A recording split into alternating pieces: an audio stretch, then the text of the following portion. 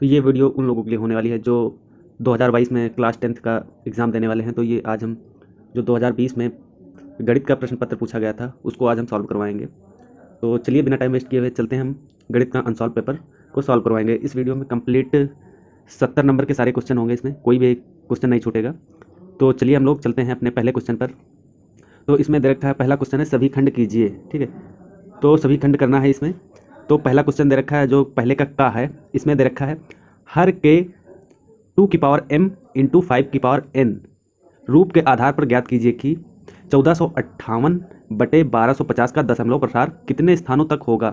तो देखिए 1 नंबर की एक क्वेश्चन है, इजी है, ज़्यादा टफ नहीं है। तो सबसे पहले तो हम लोग जो हर का अभाज्य गुणनखंड निकाल लेते हैं। तो हर क्या है, इसमें जो हर है 1250, अब इसका हम लोग अभाज्य गुणनखंड निकाल लेते हैं। तो अभाज्य गुणनखंड निकालते हैं, 2 से स्टार्ट करेंगे।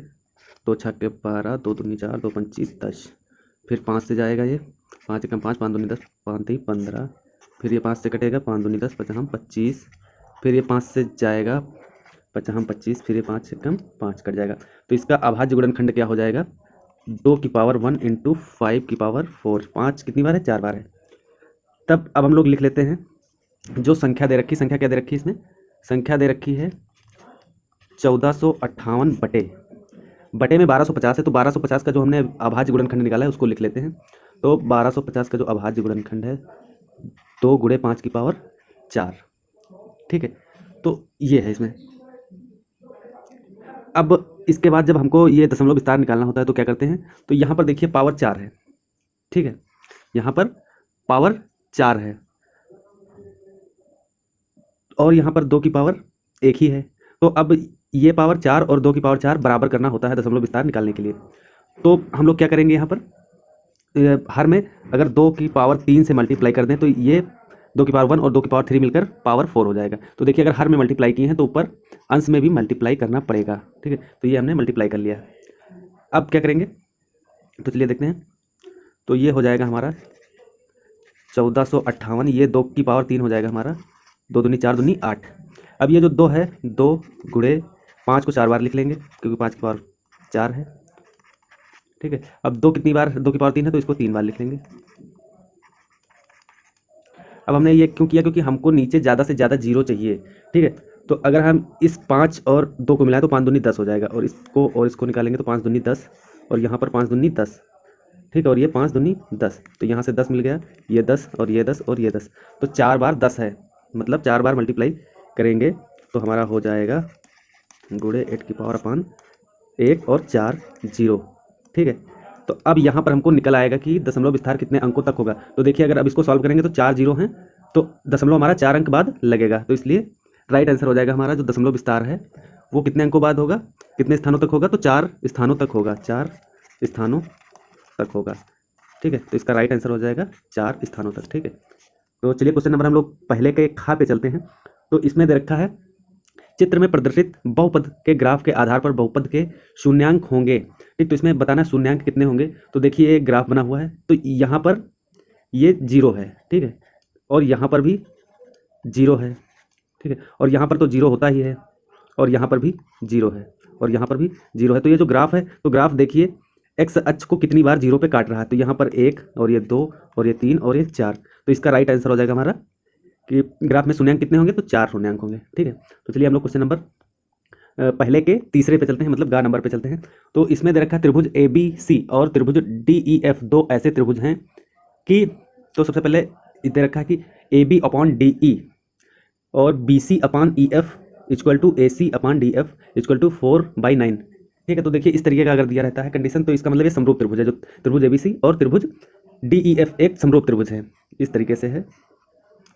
ये हम बना लेते हैं ABC, और इसी का समरूप जो त्रिभुज है वो भी हम लोग बना लेते हैं।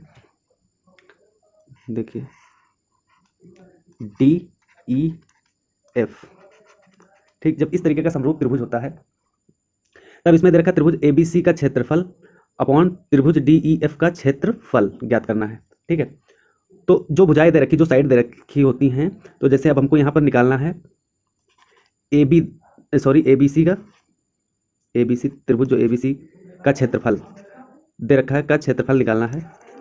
और अपॉन में त्रिभुज DEF का क्षेत्रफल, ठीक, का क्षेत्रफल निकालना है। तो यहाँ पर अब हम लोग क्या करेंगे, फार्मूला होता है अगर त्रिभुज, तो यहाँ पर कोई भी साइड उठा के उसका स्क्वायर कर देंगे। ये जो रेशियो दे रखा है कोई भी उठा के स्क्वायर कर देंगे। तो हम लोग स्क्वायर करते हैं AC अपॉन DF का स्क्वायर, ठीक है। और AC अपॉन DF दे कितना रखा है, तो ये दे रखा है 4/9, 4/9। तो 4/9 का जब स्क्वायर करेंगे तो हमारा राइट आंसर आ जाएगा 4 चौक 16/9 81। तो इस तरीके से जो है हमारा ऑप्शन नंबर तीसरा सही हो जाएगा, ठीक है, तीसरा ऑप्शन सही हो जाएगा, ठीक है। तो चलिए हम लोग क्वेश्चन नंबर पहले के घा पे चलते हैं। तो इसमें दे रखा है यदि sine theta minus cos theta equal to 0 है तो sine square theta plus sine की पावर 4 थीटा प्लस कॉस की पावर 4 थीटा का मान ज्ञात कीजिए। तो चलिए इजी क्वेश्चन है, कैसे इजी है, कैसे करते हैं हम लोग। तो यहाँ पर सबसे पहले ये जो दे रखा है इसको हम लोग सॉल्व कर लेते हैं। तो यहाँ पर क्या हो जाएगा, साइन थीटा इक्वल टू ये माइनस का कॉस थीटा है तो बराबर के दूसरी तरफ जाएगा तो ये प्लस का कॉस थीटा हो जाएगा, प्लस का कॉस थीटा हो जाएगा। अब देखिए sine theta equal to cos theta, और साइन थीटा कॉस थीटा कब बराबर होते हैं, तब 45 डिग्री पर बराबर होते हैं। साइन 45 और कॉस 45 का मान बराबर होता है, ठीक है। तो यहाँ पर थीटा जो है हमारा वो 45 डिग्री आ जाएगा, ठीक। तो यहाँ पर हम लोग थीटा इक्वल टू 45 डिग्री हो जाएगा। अब थीटा की वैल्यू यहाँ इस समीकरण में रख देते हैं।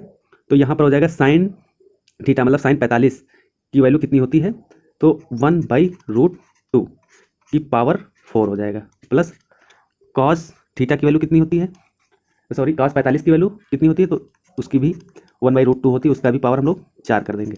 अब इसको सॉल्व करेंगे तो जब इसका पावर 4 करेंगे तो हो जाएगा 1/4। अब इसका पावर भी करेंगे तो प्लस में हो जाएगा 1/4। अब 1/4 अब इसको सॉल्व करेंगे तो हमारा हो जाएगा 1/2, ठीक है। तो इस तरीके से जो हमारा ऑप्शन नंबर कौन सा मैच हो रहा है, तो ऑप्शन नंबर सेकंड मैच हो रहा है, ठीक है। तो दूसरा हमारा सही हो जाएगा। चलिए अब हम लोग क्वेश्चन नंबर पहले का जो 5वां है इस पे चलते हैं। तो इसमें दे रखा है बिंदु 3,4 की y अक्ष से दूरी होगी। तो ये जो बिंदु दे रखे हैं 3,4, तो 3 क्या है, x है और ये 4y है। तो इसका हम लोग ग्राफ बना लेते हैं। तो ये ग्राफ कैसे बनेगा, इस तरीके से बन गया। तो ये हमारा y होता है और ये x होता है प्लस का, और इधर माइनस का y, सॉरी माइनस का x और इधर माइनस का y। तो इसमें देखिए x कितना दे रखा है, तो 3 दे रखा है, मतलब 1 2 और 3। तो x यहाँ पर दे रखा है, ठीक है। और y कितना दे रखा है, y 4 दे रखा है, मतलब y कहीं पर यहाँ पर होगा 4 मान लेते हैं, ठीक है। y 4 होगा यहाँ पर, ठीक है। तो उसमें कह रहा कि y अक्ष से दूरी ज्ञात कीजिए। तो बिंदु जो है y अक्ष से दूरी ज्ञात करना है। तो y अक्ष से दूरी, अगर यहाँ पर ये बिंदु जो दे रखे हैं y अक्ष से दूरी निकालना है, तो यहाँ पर देखिए 3 हो जाएगा, ठीक है, 3 इकाई हो जाएगा। y अक्ष से अगर दूरी निकालेंगे, ये y अक्ष है तो दूसरा पॉइंट जो है वो 3 पर है, ठीक है। तो 3 इकाई ये दूरी हो जाएगी हमारी। तो यहाँ पर ऑप्शन जो हमारा सेकंड है वो सही हो जाएगा। चलिए हम लोग नेक्स्ट क्वेश्चन पे चलते हैं। क्वेश्चन नंबर पहले का 4। तो इसको सॉल्व करवाने से पहले आप लोगों से एक छोटी सी रिक्वेस्ट है, अगर अभी तक हमारे चैनल को सब्सक्राइब नहीं किए हैं तो प्लीज़ सब्सक्राइब कर लें, ठीक है। और हमारे मोटिवेशन के लिए एक लाइक का बटन जरूर प्रेस करके जाएँ, ठीक है। तो चलिए हम लोग क्वेश्चन नंबर पढ़ते हैं इसको। तो इसमें देखा 52 पत्तों की फेंटी गई ताश की गड्डी में से एक पत्ता निकाला जाता है, इसके इक्का नहीं होने की प्रायिकता होगी, ठीक। तो प्रायिकता का सबसे पहले हम लोग फार्मूला देख लेते हैं। प्रायिकता इक्वल टू अनुकूल परिस्थिति अपॉन में कुल परिस्थिति मतलब घटना, ठीक है। तो यहाँ पर देखिए इस क्वेश्चन में दे रखा है कि इसके इक्का नहीं होने की प्रायिकता निकालना है। तो सबसे पहले हम लोग निकाल लेते हैं इक्का होने की प्रायिकता, ठीक है। वो इक्का होने की प्रायिकता निकल आएगी, तो उसके बाद हम लोग 1 से माइनस कर देंगे तो इक्का नहीं होने की प्रायिकता निकल आएगी। तो प्रायिकता, तो अनुकूल परिस्थितियाँ कितनी बन रही हैं, तो यहाँ पर देखिए, ठीक है। तो अनुकूल परिस्थितियाँ कितनी बन रही हैं, तो 52 ताश की गड्डी में 4 इक्का होते हैं। तो 4 परिस्थितियाँ जो हैं वो 4 बार इक्का निकल सकता है, 4 में से, ठीक है। 4 इक्का है तो 4 अनुकूल परिस्थितियाँ हैं, और कुल टोटल परिस्थितियाँ कितनी हैं, तो 52 परिस्थितियाँ हैं, ठीक है, 52 है। तो यहाँ पर इसको सॉल्व करेंगे, 4 एकम 4 और 13 चौको 52। तो 1/52 हमारा 1/13 सॉरी निकल कर आ गया है क्या, इक्का होने की संभावना। बट यहाँ पर पूछ रहा है इक्का नहीं होने की संभावना। तो नहीं होने के लिए हम लोग 1 से जो होने की संभावना है उसको घटा देते हैं। तो ये 13 माइनस 1/13, तो इस तरीके से जो हमारा निकल कर आएगा, 13 में से 1 जाएगा तो हो जाएगा 12/13। तो इस तरीके से हमारा जो है ऑप्शन नंबर 4 वो सही हो जाएगा।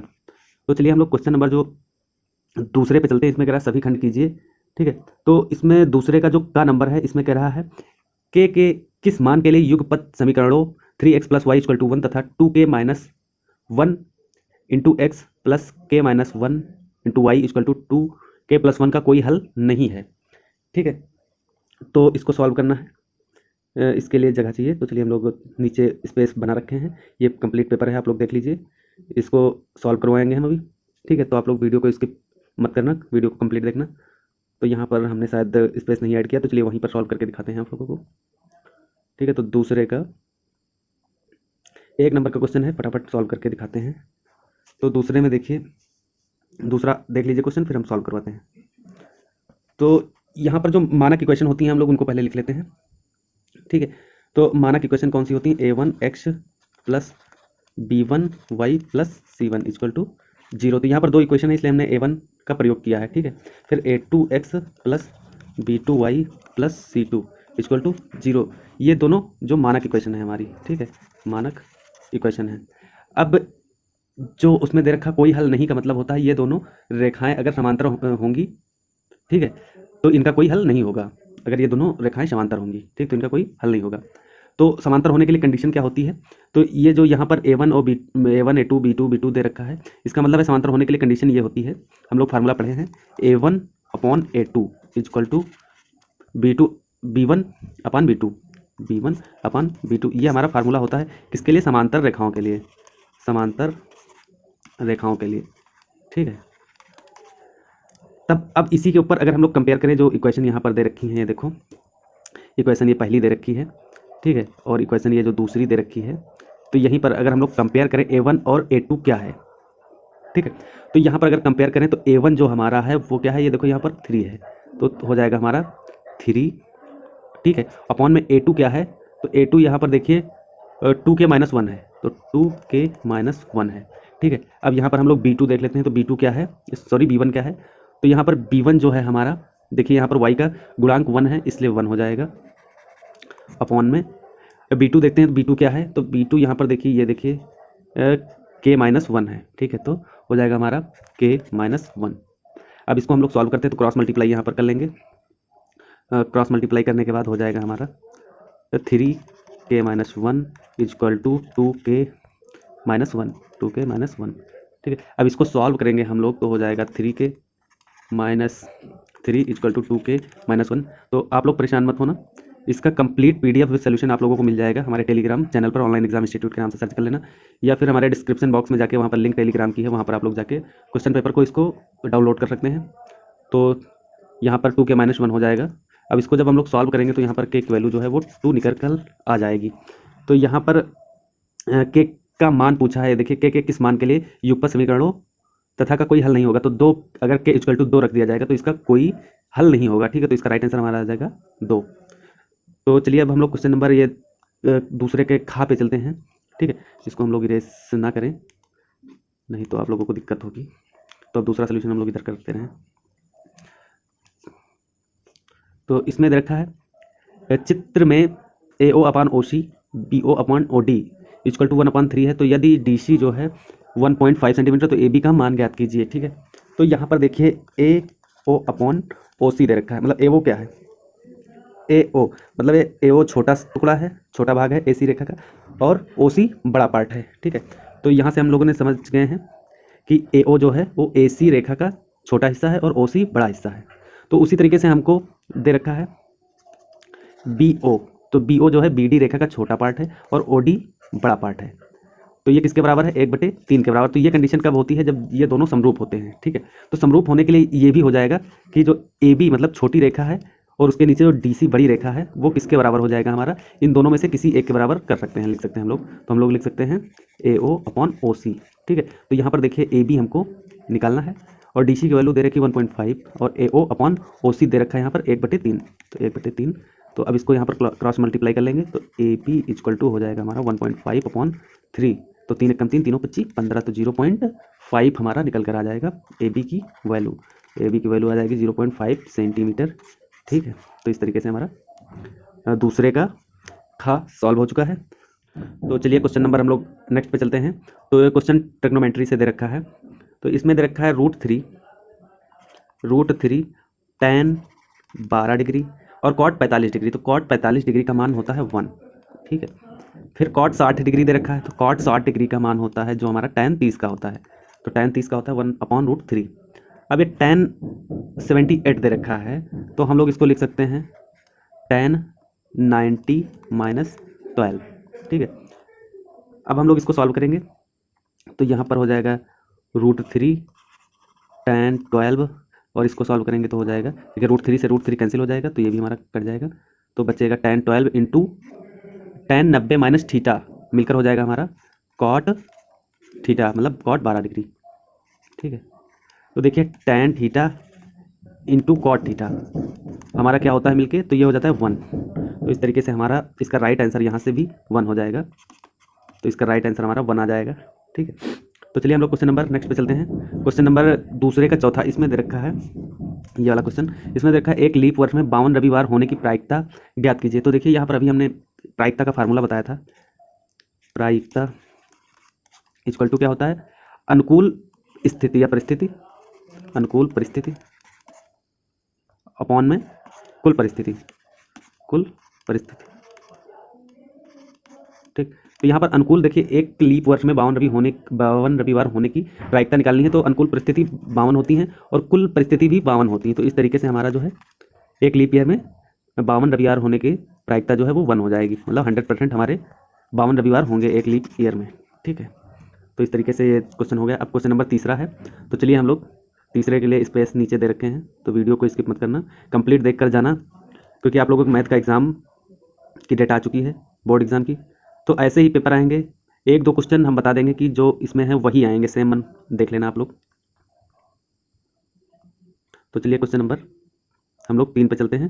3 का पहला क्वेश्चन जो है इसमें देखा सभी खंड कीजिए, फिर देखा उस समांतर श्रेणी के पदों की संख्या ज्ञात कीजिए जिसका प्रथम पद 4, अंतिम पद 49 और सभी पदों का योग 265 दे रखा है। तो इसमें हम लोग सबसे पहले लिख लेते हैं जो दिया है, तो दिया है, ठीक। तो आप लोग ऐसे ही लिखेंगे क्योंकि आपके एग्जाम में स्टेप मार्किंग होती है, हर एक स्टेप का, हर एक फार्मूले का आपको नंबर मिलेगा इसमें, ठीक है। तो यहाँ पर दिया है SN इक्वल टू, मतलब जो योग दिया है वो 265 दिया है, ठीक है। और यहाँ पर ए दे रखा है, ए जो है वो 4 दे रखा है, और अंतिम पद को हम लोग L से डिनोट करते हैं, तो ये दे रखा है 49, ठीक है। तो अगर अंतिम पद दे रखा होता है तो जो फार्मूला हमारा बनता है SN इक्वल टू, मतलब पदों का योगफल इक्वल टू N/2 ब्रैकेट में A + L, ठीक है। तो यहाँ पर अब हम लोग वैल्यू को पुट कर देंगे, वैल्यू को पुट करने के बाद हमारा पदों की संख्या निकल आएगी, मतलब N निकल आएगा, ठीक है। तो वैल्यू हम लोग पुट कर लेते हैं, तो SN दे रखा है 265 इक्वल टू N तो हमको निकालना है, A की वैल्यू 4 है और L की वैल्यू 49 है, ठीक है। अब इसको सॉल्व कर लेंगे हम लोग, तो ये जो 2 है इधर आ जाएगा 265 के साथ, तो मल्टीप्लाई में हो जाएगा, ठीक। और N और 4 + 49 मिलकर हो जाएगा हमारा 53, ठीक है। अब N जो है ये इधर ही रहेगा, और ये जो 53 जो है ये मल्टीप्लाई में है, तो बराबर के इस तरफ आएगा, तो अपॉन में हो जाएगा, तो 265 × 2 अपॉन में 53 हो गया, ठीक है। अब 265 का मल्टीप्लाई 2 से करेंगे तो हो जाएगा 530/53। अब देखिए यहाँ पर N जो है निकल कर आ जाएगा, N जो है 53 × 53, 53 दहम्मा 530, तो इस तरीके से हमारा जो N की वैल्यू निकल के आ गई वो हो गई हमारी 10, ठीक है। तो इस तरीके से हमारा तीसरे का पहला क्वेश्चन सॉल्व हो गया है। तो चलिए तीसरे का गा नंबर हम लोग देख लेते हैं। तो इसमें दे रखा है संख्या 0.666 को P/Q के रूप में प्रदर्शित करना है। P/Q के रूप को हम लोग परमीय संख्या भी बोलते हैं, ठीक है। तो P/Q के रूप में हमको इसको लिखना है, तो हम लोग मान लेते हैं, माना x जो है वो 0.66 अप टू डॉट, इसको हम लोग इक्वेशन 1 मान लेते हैं, ठीक है। अब हम लोग इसको लिख क्या सकते हैं, तो x को हम लोग 0.x, देखिए यहाँ पर आवृत्ति कई बार हो रही है, अनंत तक हो रही, तो इसलिए हम लोग इसको इसके ऊपर बार लिख लेते हैं, 0.6 बार, ठीक है। तो यहाँ पर अगर इसमें हम लोग 10 से, ठीक है, इसमें नहीं, सॉरी, जो इक्वेशन हमारी पहली है, इक्वेशन पहली में अगर हम लोग 10 से मल्टीप्लाई कर दें तो हो जाएगा 10x, ठीक है। फिर यहाँ पर भी अगर 10 से मल्टीप्लाई हो जाएगा तो 0 जो है यहाँ पर आ जाएगा, तो हो जाएगा 6.666, इक्वेशन हम लोग इसको दूसरी मान लेते हैं, ठीक है। तो अगर अब हम लोग जो समीकरण 1 है, समीकरण 2 से हम लोग समीकरण 1 को माइनस कर देते हैं, तो यहाँ पर देखिए ये 10x है, ठीक है। 10x इक्वल टू, अब देखिए समीकरणों को हम लोग माइनस कैसे करते हैं, तो समीकरण पहले दूसरी हम लोग लिख लेते हैं। तो समीकरण दूसरी जो है 10x इक्वल टू 6.666 इस तरीके से। अब दूसरी, ये तो हो गई दूसरी इक्वेशन, समीकरण दूसरी हो गई। अब हम लोग समीकरण पहली को लिख लेते हैं। तो पहली समीकरण है x इक्वल टू 0.666। अब माइनस करना है, तो देखिए यहाँ पर माइनस लग गया, यहाँ पर माइनस लग गया। तो देखिए यहाँ पर 10x से 1x माइनस होगा तो यहाँ पर 9x हो जाएगा। यहाँ पर 6 से 6 जाएगा तो 0 0 0 पॉइंट, ये हमारा 6 हो जाएगा। ठीक है, तो अब यहाँ पर हमको x की वैल्यू निकालनी है, क्योंकि हमने जो x माना था किसको, 0.66 को x माना था। तो यहाँ पर देखिए ये 6 ऐसे ही लिखा रहेगा और ये जो 9 है मल्टीप्लाई में है तो बराबर किस तरफ आ जाएगा, तो अपॉन में हो जाएगा। तो अब इसको हम लोग और थोड़ा सरल कर लेते हैं, तो हो जाएगा 3 दूनी 6 और 3 3 9। तो इस तरीके से 2/3 आ जाएगा हमारा। तो जो x की वैल्यू है वो निकल कर आ जाएगी 2/3। ठीक, तो इस तरीके से हमारा जो ये वैल्यू दे रखी थी इसको हमने p/q के रूप में कन्वर्ट कर दिए हैं। तो इस तरीके से यहाँ पर आपको 2 नंबर मिल जाएंगे। तो चलिए हम लोग क्वेश्चन नंबर तीसरे के गा पे चलते हैं। तो इसमें दे रखा है वृत्त के व्यास AB के सिरे -2 और -7 तथा B1, -11 है। वृत्त की त्रिज्या तथा केंद्र के निर्देशांक ज्ञात कीजिए। ठीक है, तो यहाँ पर वृत्त की त्रिज्या निकालनी है और केंद्र के निर्देशांक निकालने हैं। तो सबसे पहले हम लोग एक वृत्त बना लेते हैं और जो वृत्त के निर्देशांक दिए हैं वो भी हम लोग लिख लेते हैं।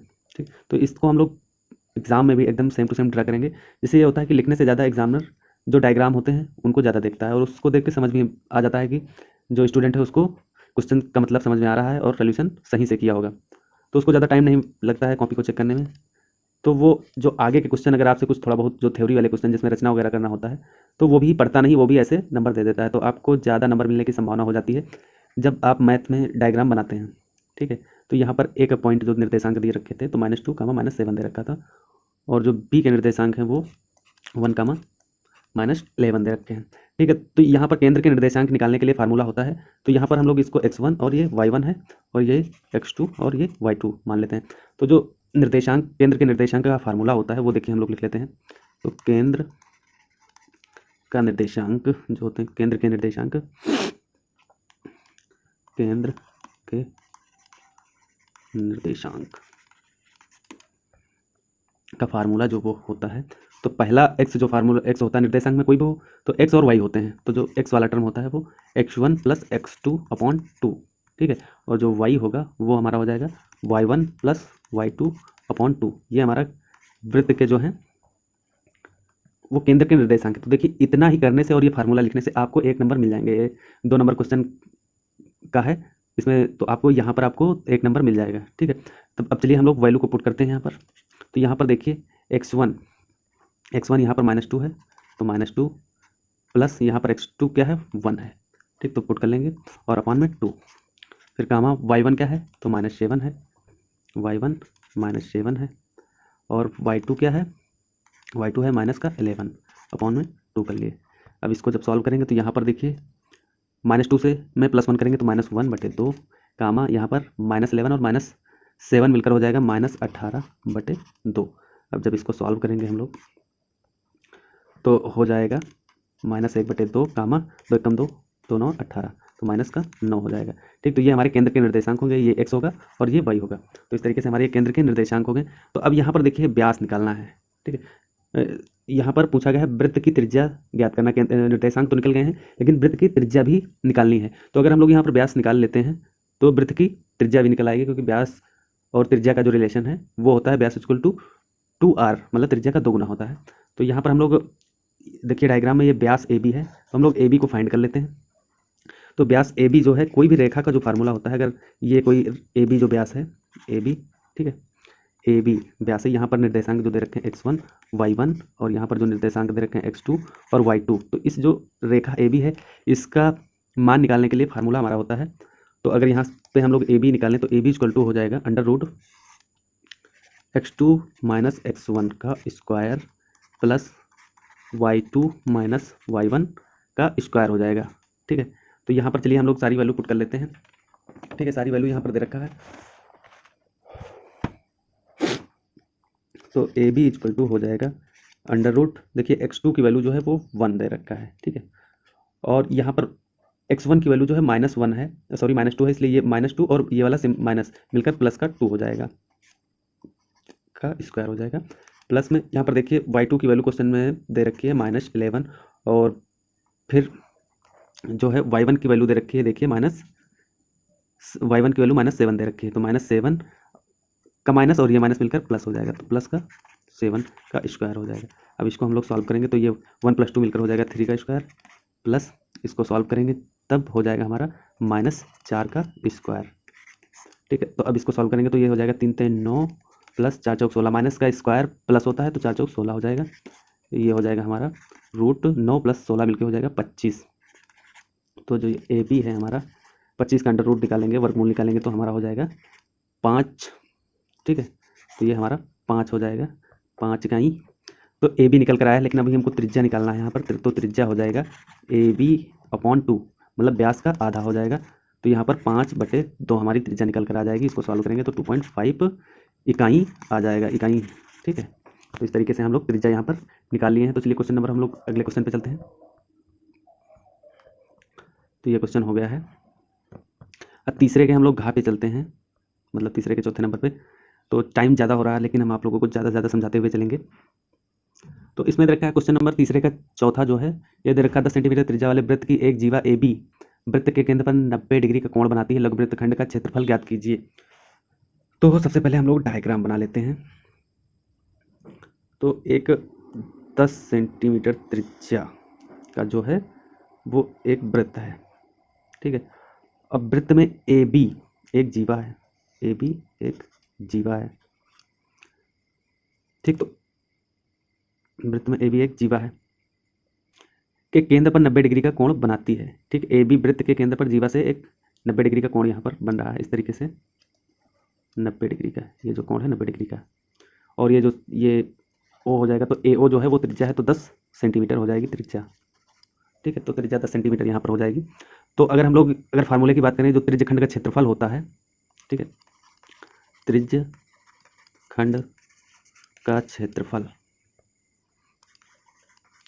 जो होता है वो होता है हमारा πr² θ/360 डिग्री।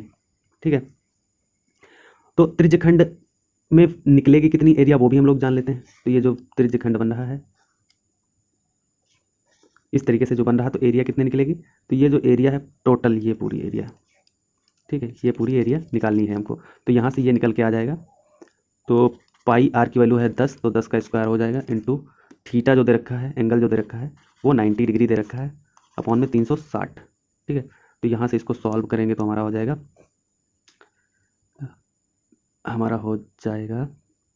ये पाई 10 का स्क्वायर मतलब 100 गुणे ये 90 कम 90, 90 चौके 360 हो जाएगा, तो अपॉन में 4 आ जाएगा।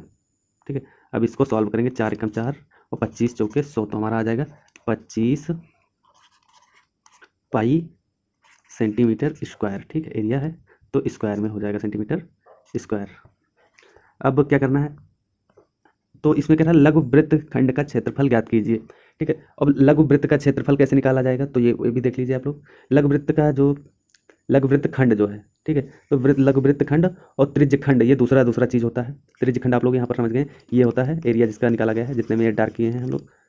लेकिन वृत्त खंड क्या होता है, मतलब वृत्त का ये जैसे हमने जीवा AB है, तो ये वाला जो बड़ा वाला भाग है ये दीर्घ वृत्त खंड है, और ये वाला छोटा वाला जो है ये लघु वृत्त खंड है, ये छोटा वाला लघु वृत्त खंड है। तो अब हमको इस छोटे वाले लघु वृत्त खंड का एरिया निकालनी है। तो कैसे निकालेंगे, तो देखिए टोटल जो इतना यहाँ से ये पता था हमको पूरा, तो ये जो एरिया 25 पाई निकल कर आई है यहाँ पर, सॉरी 25 पाई जो निकल कर आया है एरिया, इससे हम लोग ये जो त्रिभुज की एरिया माइनस कर देंगे तो हमारा लघु वृत्त खंड का क्षेत्रफल निकल आएगा। तो चलिए यहाँ पर लिख लेते हैं हम लोग, फार्मूला क्या हो जाएगा अब इसका, लघु वृत्त खंड का क्षेत्रफल हो जाएगा हमारा त्रिज्य खंड का क्षेत्रफल, त्रिज्य खंड का क्षेत्रफल माइनस में त्रिभुज AOB का क्षेत्रफल। ठीक है, तो यहाँ पर देखिए त्रिज्य खंड का क्षेत्रफल अभी हम लोग यहाँ पर निकाले हैं 25 पाई। ठीक, 25 पाई, और जो त्रिभुज AOB, ठीक है, वो एक समकोण त्रिभुज बन रहा है, तो उसका एरिया क्या हो जाएगा समकोण त्रिभुज का, तो 1/2 गुणे आधार भी उसका 10 है और लंब भी 10 है, क्योंकि त्रिज्या 10 सेंटीमीटर दे रखा है। तो इस तरीके से यहाँ पर एरिया निकल आएगी 10 एकम 2 एकम 2 तो 25 10 और 10 पंचे 50। तो यहाँ पर क्षेत्रफल निकल कर आ जाएगा हमारा 25 पाई माइनस 50।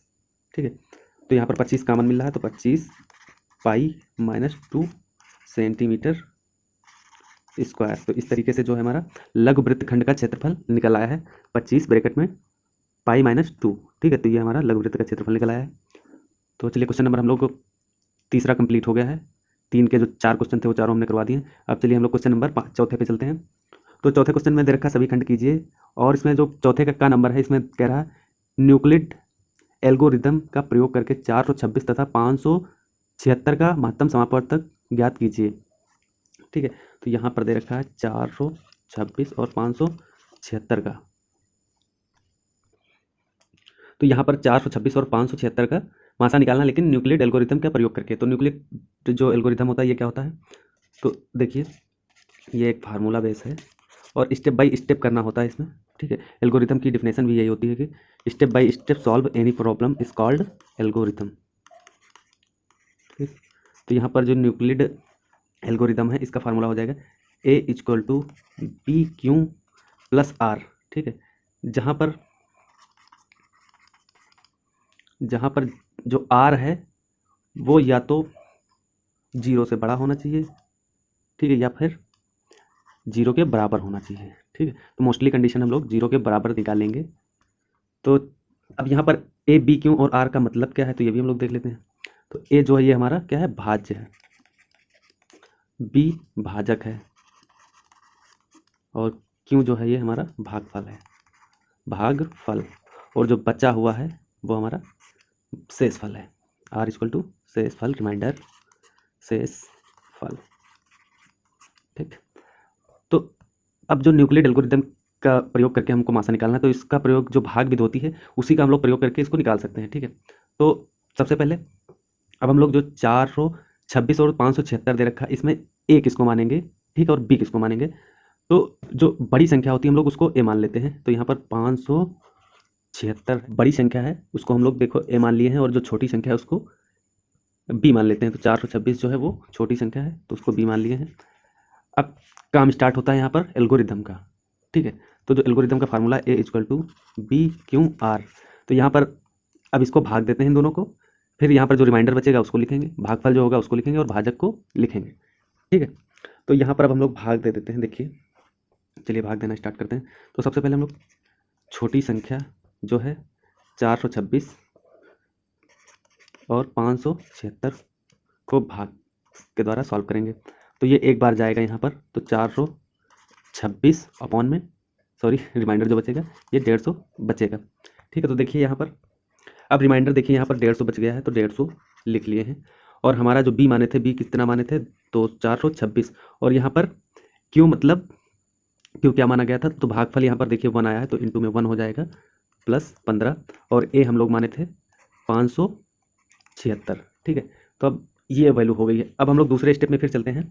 तो दूसरे में दोबारा फिर इसको भाग करेंगे जब तक कि आर इक्वल टू जो है हमारा वो 15 नहीं आ जाता, आर सॉरी जब तक कि 0 नहीं आ जाता। देखिए यहाँ पर आर इक्वल टू 0 है, तो तब जब तक कि 0 नहीं आ जाता तब तक हम लोग इसको सॉल्व करेंगे। तो नेक्स्ट स्टेप में हम लोग फिर से सॉल्व करते हैं। तो 426 को हम लोग भाग देंगे रिमाइंडर से जो बचा था, तो 426, तो ये 2 बार जाएगा यहाँ पर, तो 2 बार जाएगा 300, तो रिमाइंडर बचा 126। तो देखिए अब दोबारा में यहाँ पर जो रिमाइंडर बच जाएगा, सबसे पहले तो यहाँ पर ए जो वो हमारा हो गया है 426 हो गया, और जो बी है वो हमारा 150, ये सॉरी रिमाइंडर 150 था, यहाँ पर 150 कर लेते हैं। तो 150 गुणे भागफल कितना है, तो ये 2 बार गया था तो 2 हो जाएगा यहाँ पर, और रिमाइंडर कितना बचा हुआ है, तो 126 रिमाइंडर बचा है। ठीक है, तो इस तरीके से स्टेप बाय दूसरा स्टेप कंप्लीट हो गया। अब तीसरे स्टेप में देखिए, तीसरे स्टेप में जो बड़ी संख्या, ठीक है, मतलब भाज्य जो है वो 150 होगी। ठीक, और जो 126 है वो हमारा भाजक होगा, तो यहाँ पर लिख लेते हैं। अब मल्टीप्लाई में देखिए इसको सॉल्व करते हैं, तो 126 भागे 150, अब इसको सॉल्व करेंगे तो 126 का भाग कितनी बार जाएगा, एक बार जाएगा 126, और रिमाइंडर हमारा 24 बचेगा। तो यहाँ पर चलिए भागफल 1 गया तो 1 लिख लिए, प्लस में रिमाइंडर हमारा 24 बच गया तो 24 लिख लिए। फिर नेक्स्ट स्टेप में चलते हैं, तो 126 हमारा ए हो जाएगा और जो ये 24 है ये बी हो जाएगा हमारा। ठीक है, अब हमको भागफल और रिमाइंडर की ज़रूरत है, तो मल्टीप्लाई में भागफल हो जाएगा, तो उसके लिए हम लोग यहाँ पर फिर से भाग करते हैं। तो इस 24 का हम लोग भाग करेंगे 126 का, तो 126 का 24 से भाग करेंगे तो 5 बार जाएगा, 5 बार जाएगा तो 120 हो जाएगा, 24 चौके 24 पंचे 120, फिर रिमाइंडर 6 बच जाएगा। तो यहाँ पर देखिए भागफल हमारा 5 हो जाएगा और रिमाइंडर 6 बच गया। फिर अगला स्टेप कंप्लीट करेंगे, तो ये हमारा 24 हो जाएगा, ए 24 हो गया, बराबर रिमाइंडर जो है वो हमारा बी हो जाएगा। अब हमको ज़रूरत फिर से है, भागफल की ज़रूरत है। ठीक है, तो यहाँ पर हम फिर से भाग करेंगे, तो इस 24 को 26 से भाग करेंगे तो 6 चौके 24 हो जाएगा। तो यहाँ पर देखिए रिमाइंडर 0 बच गया। अब हमारा यहाँ पर काम कंप्लीट हो जाएगा, तो काम कंप्लीट हो जाएगा, तो भागफल 4 था और प्लस में रिमाइंडर 0 था। ठीक है, तो यहाँ पर देखिए आर हमारा 0 हो गया है। जब आर 0 हो जाता है तो वहीं पर, ठीक है, वहीं पर जो भाज्य होता है, तो भाज्य हमारा ए इक्वल टू जो 6 था, यही हमारा मासा हो जाएगा। तो मासा हमारा कितना हो जाएगा, तो मासा हमारा हो जाएगा 6 हो जाएगा। ठीक है, तो इस तरीके से हमारा 6 आंसर हो जाएगा। ठीक, तो हम लोग क्वेश्चन नंबर नेक्स्ट पे चलते हैं, क्वेश्चन नंबर चौथे का खा पे चलते हैं। तो चलिए देखते हैं चौथे का खा, ये भी 2 नंबर का क्वेश्चन है और ट्रिग्नोमेट्री से है, तो इसको हम लोग सॉल्व करते हैं। चलिए देखते हैं, तो इसमें दे रखा है cos 0, तो हम लोग LHS ले लेते हैं। LHS दे रखा है cos 0 का मान होता है 1। ठीक है, फिर साइन 30 का मान होता है 1/2, फिर प्लस साइन 45 का मान होता है 1/√2, फिर ब्रैकेट लग गया हमारा। फिर दूसरे ब्रैकेट में दे रखा है साइन 90 का मान हो जाएगा 1। ठीक है, प्लस में ये cos 60 जो है, cos 60 का मान हो जाएगा 1/2, फिर माइनस cos 45 का मान हो जाएगा 1/√2, 1/√2। अब यहाँ पर देखिए एक में आधा जोड़ देंगे तो हमारा हो जाएगा 1.5, 1.5 का मतलब हो जाता है 3/2, तो ये इतना हो जाएगा 3/2 प्लस में 1/√2। फिर दूसरे ब्रैकेट में इसका भी एक में आधा जोड़ेंगे तो हो जाएगा 3/2 मतलब 1.5 माइनस 1/√2। अब देखिए यहाँ पर एक फार्मूला बन रहा है, अगर इसको हम लोग ए मान लें और इसको बी, इसको भी, तो यहाँ पर फार्मूला बन रहा है ए प्लस बी, दूसरे ब्रैकेट में ए माइनस बी, तो हमारा ये फार्मूला हो जाएगा ए स्क्वायर माइनस बी स्क्वायर। तो इस फार्मूले की मदद से हो जाएगा हमारा ए का स्क्वायर मतलब 3/2 का स्क्वायर माइनस 1/√2 का स्क्वायर। ठीक है, तो यहाँ पर ये स्क्वायर हो गया, तो हो जाएगा हमारा 3 3 9/4 माइनस 1/2। अब यहाँ पर अगर एलसीएम ले लें हम लोग तो 4 हमारा एलसीएम हो जाएगा, हर का हो जाएगा 9 माइनस 2। अब इसको 9 में से 2 जाएगा तो हमारा हो जाएगा 7/4, जो कि हमारे RHS के बराबर है। ठीक है, तो इस तरीके से हमारा प्रूव्ड हो गया है ये क्वेश्चन। ठीक है, तो देखिए यहाँ पर दे रखा था 7/4 लाना था, 7/4 आ गया है, तो इस तरीके से सॉल्व हो गया। तो चलिए क्वेश्चन नंबर हम लोग चौथे के गा नंबर पे चलते हैं। ठीक है, इस क्वेश्चन में दे रखा है बिंदुओं 3, तथा 9, को मिलाने वाले रेखाखंड को समत्रिभाग करने वाले बिंदुओं के निर्देशांक ज्ञात कीजिए। ठीक है, तो एक जो रेखा दे रखी है उसको हम लोग मान लेते हैं ए बी कोई रेखा है। ठीक है, ए बी कोई रेखा है। अब इसका जो पहला निर्देशांक दे रखा है वो दे रखा है 3, -3, और जो दूसरा है वो 9, 9 दे रखा है। ठीक, अब उसने कह रहा है इसको समत्रिभाग करें। ठीक है, समत्रिभाग का मतलब सम मतलब समांतर, त्रिभाग का मतलब 3 समान भागों में रेखाखंड को विभाजित करना है। तो हम लोग मान लेते हैं इसको, एक यहाँ पर ए बी को पी पे काट दिए हैं और क्यू पे काट दिए हैं, तो ये तीनों खंड बराबर हैं, मतलब एक ये खंड हो गया, एक ये खंड हो गया, एक ये खंड हो गया, ये तीनों बराबर हैं। ठीक है, तो अगर हम लोग जब कोई इस तरीके से अगर रेखा होती है, तो अगर जैसे यहाँ पर रेखा अगर कोई विभाजित कर दें, तो जो विभाजित रेखा है उसके निर्देशांक हम लोग कैसे निकालते हैं। तो अगर हम लोग देख लें, जैसे कोई रेखा मान लो पी क्यू कोई रेखा है, यहाँ पर अगर पी और क्यू कोई रेखा है और ये यहाँ पर ओ पर विभाजित हो रही है, और किस रेशियो में विभाजित हो रही है, ये एम पार्ट है और ये एन पार्ट है, तो एम रेशियो एन में अगर विभाजित हो रही है तो यहाँ ओ के जो निर्देशांक हैं वो क्या हो जाएंगे, ओ इक्वल टू जो हमारा हो जाएगा, तो एक्स जो हो जाएगा वो हमारा M into x2 N x1 upon M plus N, ये हमारा x हो गया, और दूसरा निर्देशांक y हो जाएगा, तो y निकालने के लिए M y2 plus N y1 और अपॉन में एम प्लस एन की मदद से, इस फार्मूले की मदद से हम लोग जो निर्देशांक है वो निकाल लेंगे। ठीक है, तो इसी तरीके से हम लोग सॉल्व करते हैं। तो अगर यहाँ पर ये जो पी के निर्देशांक हमको निकालना है, ठीक है, रेखाखंड को समत्रिभुज करने वाले बिंदुओं के निर्देशांक निकालना, तो ये यहाँ का निर्देशांक और यहाँ का निर्देशांक हमको निकालना है, पी का भी और क्यू का भी। तो अगर हम लोग पी का निर्देशांक निकालेंगे, पी का निर्देशांक निकालने के लिए एम क्या हो जाएगा, m1 हो जाएगा हमारा, m इक्वल टू 1 हो जाएगा। और n कितना हो जाएगा हमारा, तो देखिए 1 + 1, ठीक है, 1 + 1 मिलकर हो जाएगा हमारा 2। तो n इक्वल टू जो है हमारा वो हो जाएगा 2।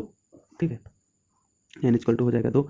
अब इसी फार्मूले पे जो ये फार्मूला दे रखा है, इसी पे हम लोग वैल्यू पुट कर लेंगे और हमारा आंसर आ जाएगा, मतलब पी के निर्देशांक आ जाएंगे। तो p इक्वल टू जो है हमारा पी के निर्देशांक, तो m हमने यहाँ पर 1 मान रखा है, ठीक है, और x जो है वो हमारा 9 है, प्लस n जो है वो 2 है, और x1 जो है वो 3 है, अपॉन में 1 + 2 हो जाएगा, कॉमा।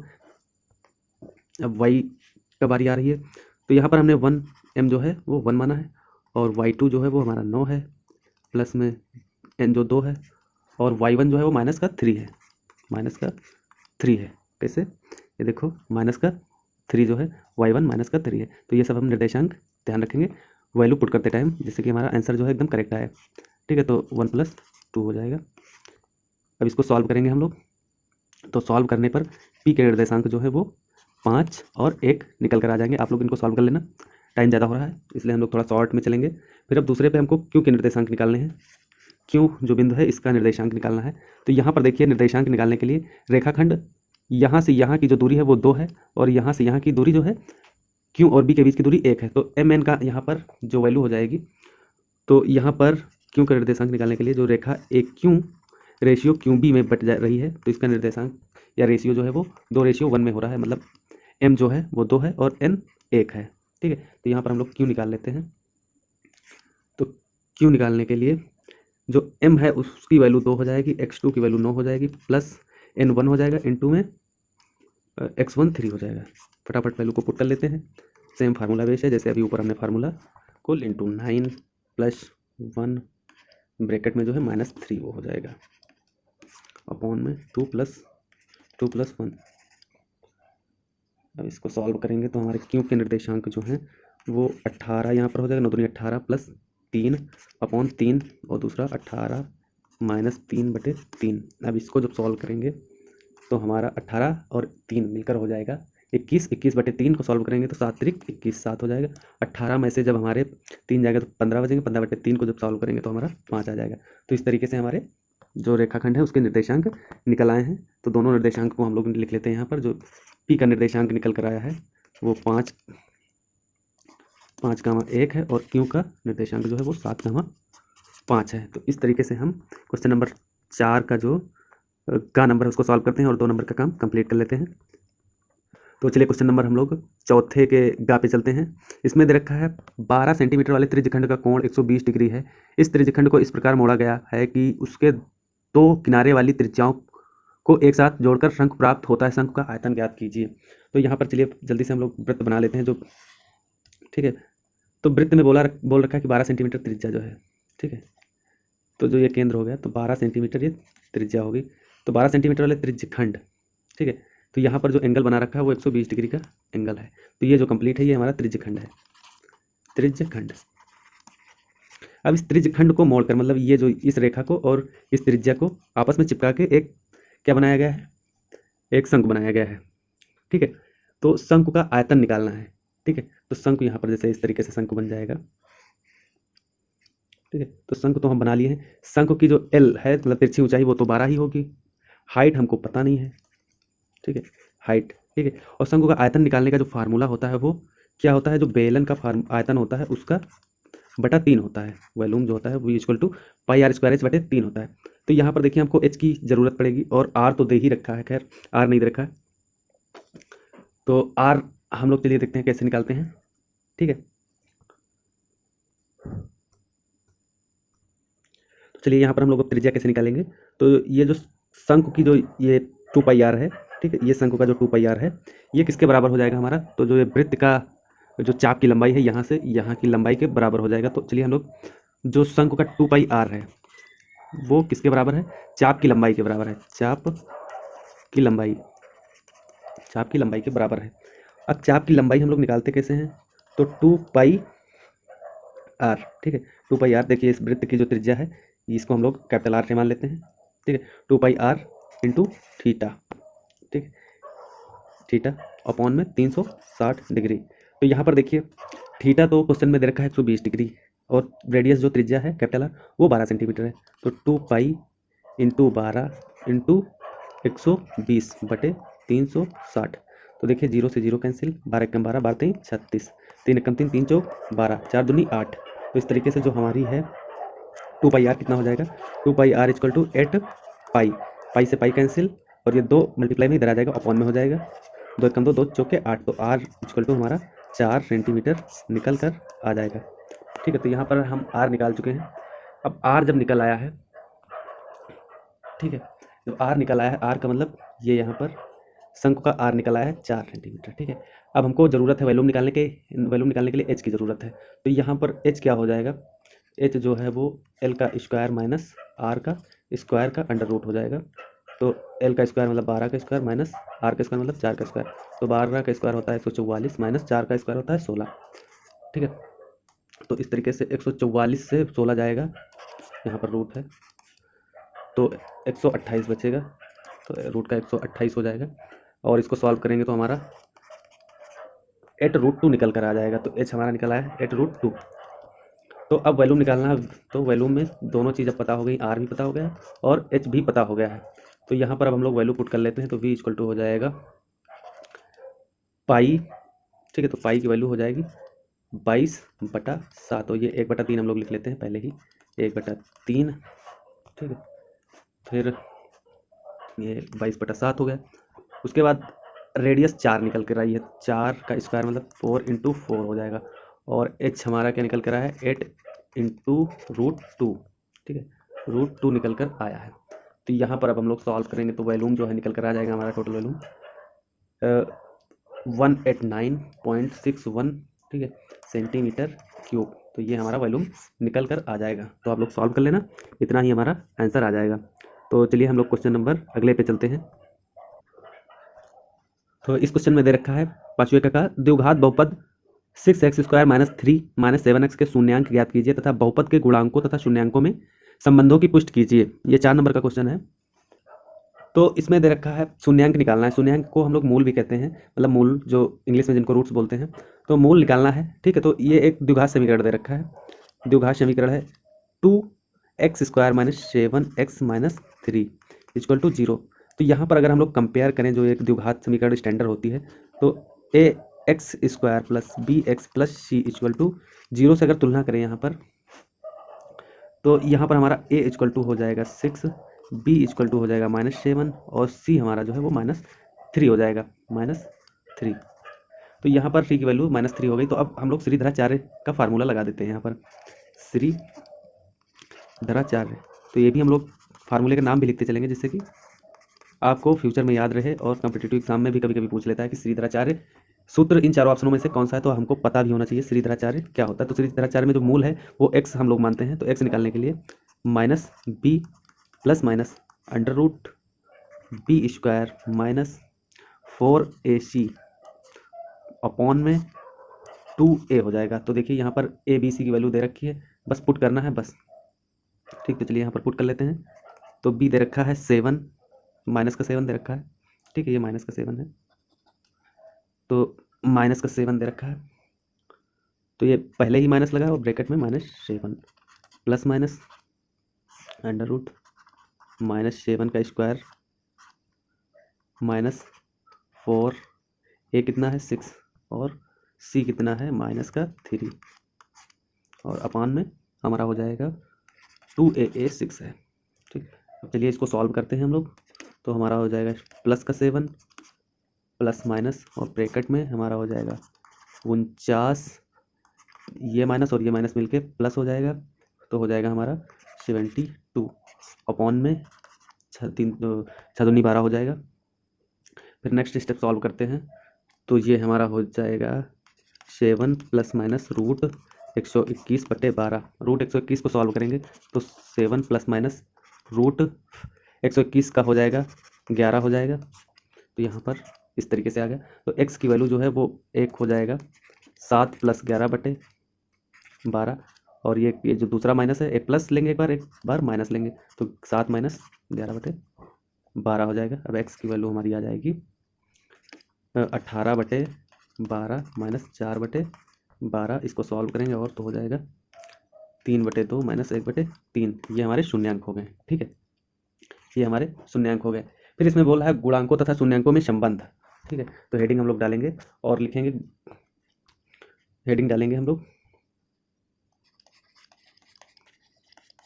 गुणांकों और शून्यांकों में संबंध,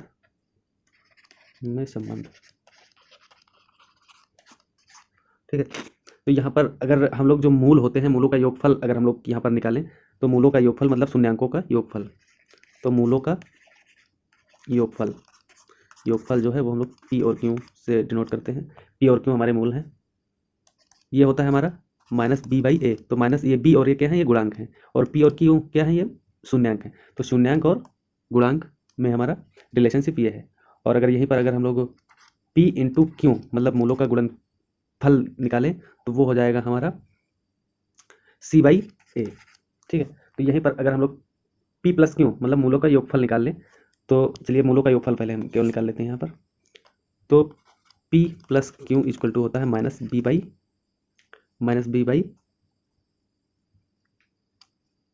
तो यहाँ पर p plus Q equal to होता है -b/a, ठीक है। तो पहला मूल जो है वो हमारा दे रखा है 3/2 प्लस दूसरा मूल जो है वो -1/3 दे रखा है, और b की वैल्यू जो है वो -7 है, b की वैल्यू -7 है, और a जो है वो हमारा 6 है। तो ये दोनों बराबर हमारे आने चाहिए। अब इसको सॉल्व करते हैं, तो 3/2 माइनस 1/3 बराबर, ये माइनस माइनस प्लस हो जाएगा 7/6। अब इसको सॉल्व करते हैं, एलसीएम हमारा 6 आ जाएगा, 9 - 2 हो जाएगा, ये हमारा 7/6 वैसे भी है। अब 9 में से 7 जाएगा तो हमारा 7 बचेगा, 7/6 और 7/6। तो इस तरीके से हमारा जो LHS है वो RHS के बराबर है।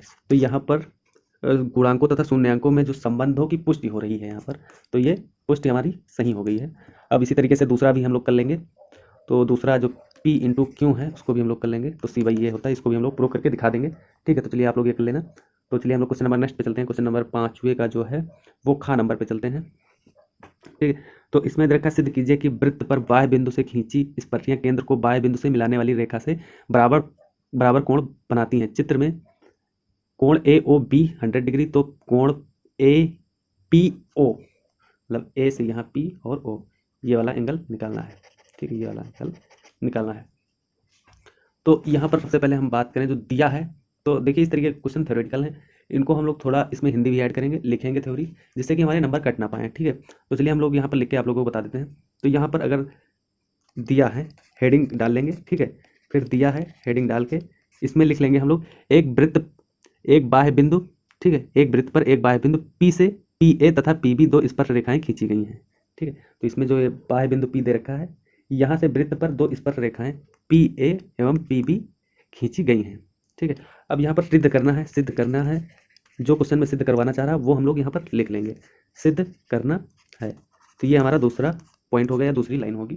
तो यहाँ पर देखिए सिद्ध करना क्या है, तो सिद्ध करना है कि क्वेश्चन में बताया गया है कि जो कोण APO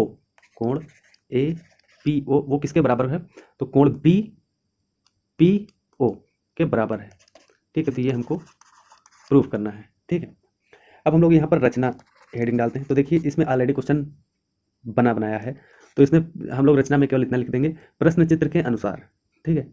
अब इसमें हम लोग जो रिजल्ट दे रखा प्रमाण, ठीक है, तो उसमें क्योंकि PA स्पर्श रेखा है और OA त्रिज्या दे रखी है, जो ये OA है ये त्रिज्या है, और AP जो है ये स्पर्श रेखा है, ठीक है। तो त्रिज्या और स्पर्श रेखा आपस में क्या होती है, इसलिए OA जो है वो पैरेलल किसके है, PA के लंबवत हो जाएगी, ठीक है। फिर अगर जब लंबवत हो जाते हैं, अगर दो रेखाएं लंबवत हो रही हैं, तो वहां पर जो कोण बनेंगे वो 90 डिग्री के कोण बनेंगे, ठीक है। तो जैसे यहाँ पर ये कोण 90 डिग्री का बनेगा और ये भी कोण हमारा 90 डिग्री का बनेगा। तो यहाँ से हम लोग लिख लेते हैं कोण OAP 90 डिग्री का होगा, कोण PAO इक्वल टू 90 डिग्री, और दूसरा कोण भी क्या होगा, कोण PBO, ठीक है। PBO, देखिए यहाँ पर आप लोग देखते चलिए, कोण PBO और कोण PAO, ये दोनों कोण 90 डिग्री के होंगे। ठीक है, तो इसको हम लोग इक्वेशन 1 मान लेते हैं, इक्वेशन 1 मान लेते हैं। ठीक है, अब और दूसरा पॉइंट इसमें देखते हैं और क्या क्या है इसमें दे रखा है। तो इसमें AO बराबर किसके है, OB के बराबर है। क्यों बराबर है, क्योंकि ये दोनों त्रिज्याएं हैं, तो ये दोनों आपस में बराबर होंगी, क्योंकि एक ही वृत्त की ये दोनों त्रिज्याएं हैं। तो ये इक्वेशन नंबर हम लोग 2 मान लेते हैं। फिर अगर यहाँ पर दो त्रिभुज बन रहे हैं, एक ये अगर ये लाइन खींच दें ये वाली, तो एक ऊपर वाला त्रिभुज OAP और त्रिभुज OBP, तो इन दोनों त्रिभुजों में जो कॉमन रेखा है या भुजा है वो OP कॉमन भुजा है। तो इसलिए ठीक है, कॉमन भुजा है, तो ये हमारी बराबर हो जाएगी। तो OP बराबर PO, ये बराबर हो जाएगी। इसको इक्वेशन नंबर 3 मान लेंगे क्योंकि ये कॉमन भुजा है। फिर हम लोग बात करते हैं AP, ये बराबर किसके हो जाएगी, BP के बराबर हो जाएगी, क्योंकि ये स्पर्श रेखाएं हैं। तो हम लोग लिखते भी चलेंगे रीजन भी क्यों ये बराबर हो रहे हैं, क्योंकि ये यहाँ पर त्रिज्याएं हैं। ठीक है, तो ब्रैकेट में लिख देंगे त्रिज्याएं हैं, त्रिज्याएं हैं इसलिए बराबर है, त्रिज्याएं हैं इसलिए बराबर, यहाँ पर स्पर्श रेखाएं हैं इसलिए बराबर है। ठीक, स्पर्श रेखाएं हैं इसलिए बराबर है, और इसको इक्वेशन नंबर हम लोग 4 मान लेते हैं। ठीक है, तो यहाँ पर और एक कंडीशन दे रखी है, ये जो हमारा OP रेखा है, ये जो एंगल कंप्लीट एंगल 100 डिग्री दिया रखा है, इसको 2 बराबर हिस्सों में बांट रहा है।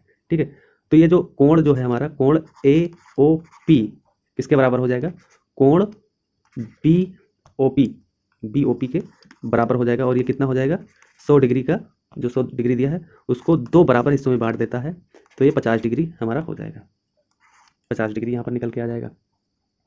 ठीक है, तो यहाँ पर देखिए जो त्रिभुज हैं, ठीक है, ऊपर वाला त्रिभुज और नीचे वाला त्रिभुज बराबर एवं समरूप त्रिभुज हैं। ठीक है, तो ऊपर वाला त्रिभुज जो इन जो चारों इक्वेशन है, 4 इक्वेशन जो हमने अभी बनाई है, तो इन चारों इक्वेशन, इन चारों समीकरणों से ये सिद्ध होता है, ये सिद्ध होता है,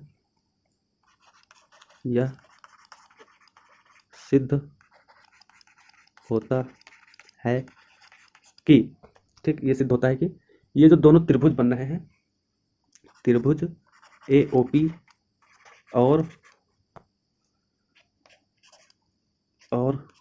त्रिभुज BOP समरूप एवं बराबर त्रिभुज हैं, बराबर एवं समरूप, समरूप एवं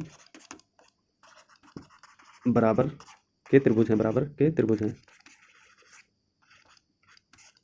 त्रिभुज हैं। ठीक है, जब बराबर और समरूप त्रिभुज हैं तो इसलिए जो एंगल APO है वो एंगल हमारा हो जाएगा किसके बराबर, BPO के। ठीक है, तो इस तरीके से हमारा ये थ्योरम प्रूफ हो गई है।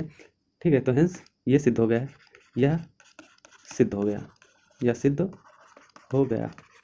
अब यहाँ पर इस क्वेश्चन में गणना भी करना है, गणना भी निकालनी है। इसमें पूछ रखा है कि एंगल APO ज्ञात कीजिए, एंगल जो ये वाला है इसको निकालना है। तो यहाँ पर देखिए ये वाला 50 डिग्री निकल कर आया है छोटा वाला, और ये 90 डिग्री तो था ही। तो जब तीनों अगर यहाँ पर एंगल हम लोग जोड़ दें, एंगल A प्लस एंगल जो angle AOP plus angle OPA, वो किसके बराबर हो जाएगा, तो त्रिभुज के तीनों अंतःकोणों का योगफल 180 डिग्री होता है, तो 180 डिग्री के बराबर हो जाएंगे। तो यहाँ पर एंगल A जो है वो 90 डिग्री है, AOP जो है वो 50 डिग्री है, और ये हमको निकालना है। तो OPA एंगल निकालना है 180 डिग्री, बराबर 180 डिग्री दे रखा है। तो OPA equal to 180 degree minus ये 150 प्लस 50 मिलकर 140 हो जाएगा। ठीक, तो 140, तो 180 से 140 जाएगा तो हमारा 40 डिग्री आ जाएगा। तो इस तरीके से हमारा जो क्वेश्चन में गणना करना था, निकालना था, ट्रायंगल APO का मान जो है हमारा 40 डिग्री आ गया निकल के यहाँ से। ठीक, तो इस तरीके से हम लोग इसको सॉल्व कर लेंगे। तो चलिए हम लोग क्वेश्चन नंबर नेक्स्ट पे चलते हैं। क्वेश्चन नंबर जो 5वें का है, 5वें का तीसरा जो है उस पर चलते हैं। ठीक है, तो यहाँ पर देखिए इसको सिद्ध करना है, ट्रिग्नोमेट्री का क्वेश्चन है, ये इजी क्वेश्चन है। देखिए ट्रिग्नोमेट्री के जितने भी सेट में क्वेश्चन दे रखे हैं सारे इजी हैं और छोटे छोटे क्वेश्चन हैं, ज़्यादा लॉन्ग भी नहीं है। तो इनसे क्या है कि एग्जाम में हमारा बहुत सारा टाइम बच जाता है। तो चलिए हम लोग इनको तुरंत सॉल्व करके दिखाते हैं। तो यहाँ पर हम लोग LHS को ही सॉल्व करेंगे। तो LHS में जो है हमारा ये कॉज को वैसे ही रहने देंगे, कॉज A अपॉन में 1 माइनस tan को हम लोग कन्वर्ट कर लेंगे किस में कन्वर्ट कर लेंगे, sign A upon cos A में, ठीक है।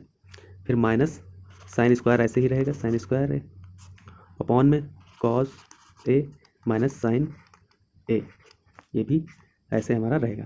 अब यहाँ पर एलसीएम लेंगे तो हमारा ये कॉस यहाँ पर आ जाएगा, तो कॉस ए अपॉन में हो जाएगा हमारा cos A minus sign A upon में कॉस ए, ठीक है। अब ये माइनस साइन स्क्वायर ए अपॉन में कॉस ए माइनस साइन ए हो गया। अब ये जो कॉस ए है ये यहाँ पर आ जाएगा, तो हमारा हो जाएगा कॉस स्क्वायर ए अपॉन में कॉस ए माइनस साइन ए, ठीक है। कॉस ए ब्रैकेट में sign A minus sine square A upon cos A minus sign ए, ठीक। तो यहाँ पर देखिए डिनोमिनेटर मतलब हर फ्रेम है, जब हर फ्रेम होता है तो हर को ऐसे ही लिख लेते हैं और ऊपर जो ऑपरेशन दिया रहता है उसको सॉल्व कर लेते हैं। प्लस है तो प्लस कर देंगे, माइनस है तो माइनस कर देंगे। तो देखिए यहाँ पर हर फ्रेम है तो हर को ऐसे ही लिख लिए और ऊपर हो जाएगा कॉस स्क्वायर ए माइनस साइन स्क्वायर ए। अब यहाँ पर एक ये फार्मूला हमारा बन रहा है, अगर ए स्क्वायर माइनस बी स्क्वायर होता है तो हम लोग इसको लिख लेते हैं ए माइनस बी और दूसरे ब्रैकेट में ए प्लस बी। तो इस सूत्र की सहायता से हम लोग इसको सॉल्व करेंगे। तो ऊपर हो जाएगा हमारा कॉस ए माइनस साइन ए, ठीक है, एक ब्रैकेट में हो जाएगा और दूसरे ब्रैकेट में हमारा हो जाएगा कॉस ए प्लस साइन ए हो जाएगा, साइन ए, और अपॉन में हमारा हो जाएगा कॉस ए माइनस साइन ए। तो देखिए कॉस ए माइनस साइन ए और cos A minus sign A cut जाएगा आपस में, तो बचेगा क्या हमारा कॉस ए प्लस साइन ए बचेगा। और इसी को हमको सॉल्व करना था, इसी को हमको प्रूव करना था, जो कि हमारा ये RHS के बराबर है। तो यहाँ पर देखिए RHS में हमको यही निकालना था, cos A plus sign A, cos A plus sign ए। तो कॉस ए प्लस साइन ए हमने निकाल दिया है यहाँ पर, ठीक है। तो वीडियो को आप लोग अंत तक देखना, इस वीडियो का कंप्लीट PDF आप लोगों को मिल जाएगा हमारे Telegram channel online exam institute के नाम से सर्च कर लेना, ठीक है। वहाँ पर आप लोगों को ये कंप्लीट वीडियो मिल जाएगा, कंप्लीट PDF मिल जाएगा, ठीक है। तो आप लोग कंप्लीट वीडियो देखना। तो चलिए क्वेश्चन नंबर हम लोग नेक्स्ट पे चलते हैं। तो चलिए क्वेश्चन नंबर 5 के घा पे चलते हैं। इसमें दे रखा पानी बचाओ अभियान के प्रति जागरूकता के लिए एक कॉलोनी के 30 घरों का सर्वे करके पानी की मासिक खपत का व्यय निम्न सारणी में दिया गया माध्य व्यय ज्ञात कीजिए, ठीक है। तो देखिए इस टेबल के अकॉर्डिंग यहाँ पर दो चीज़ निकाली जा सकती हैं, एक तो माध्य और एक माध्यिका, और दोनों चीज़ पूछता है, ठीक है। तो टेबल दोनों में सेम रहती है, इसी तरीके से टेबल रहेगी, और माध्य और माध्यिका का फार्मूला लेकिन चेंज होता है, निकालने का तरीका भी अलग रहता है। तो यहाँ पर देखिए माध्य पूछा है, तो माध्य निकालने के लिए सबसे पहले हम लोग सॉल्व करते हैं, टेबल को बना लेते हैं। तो चलिए टेबल हम लोग बना लेते हैं। तो यहाँ पर हो जाएगा जो बे दे रखा है, बे को लिख लेते हैं, और घरों की संख्या जो है, घरों की संख्या वो हम लोग FI से डिनोट करते हैं, मतलब फ्रीक्वेंसी, उसको X से लिख लेंगे। तो यहाँ पर हमने अब टेबल कंप्लीट बना ली है।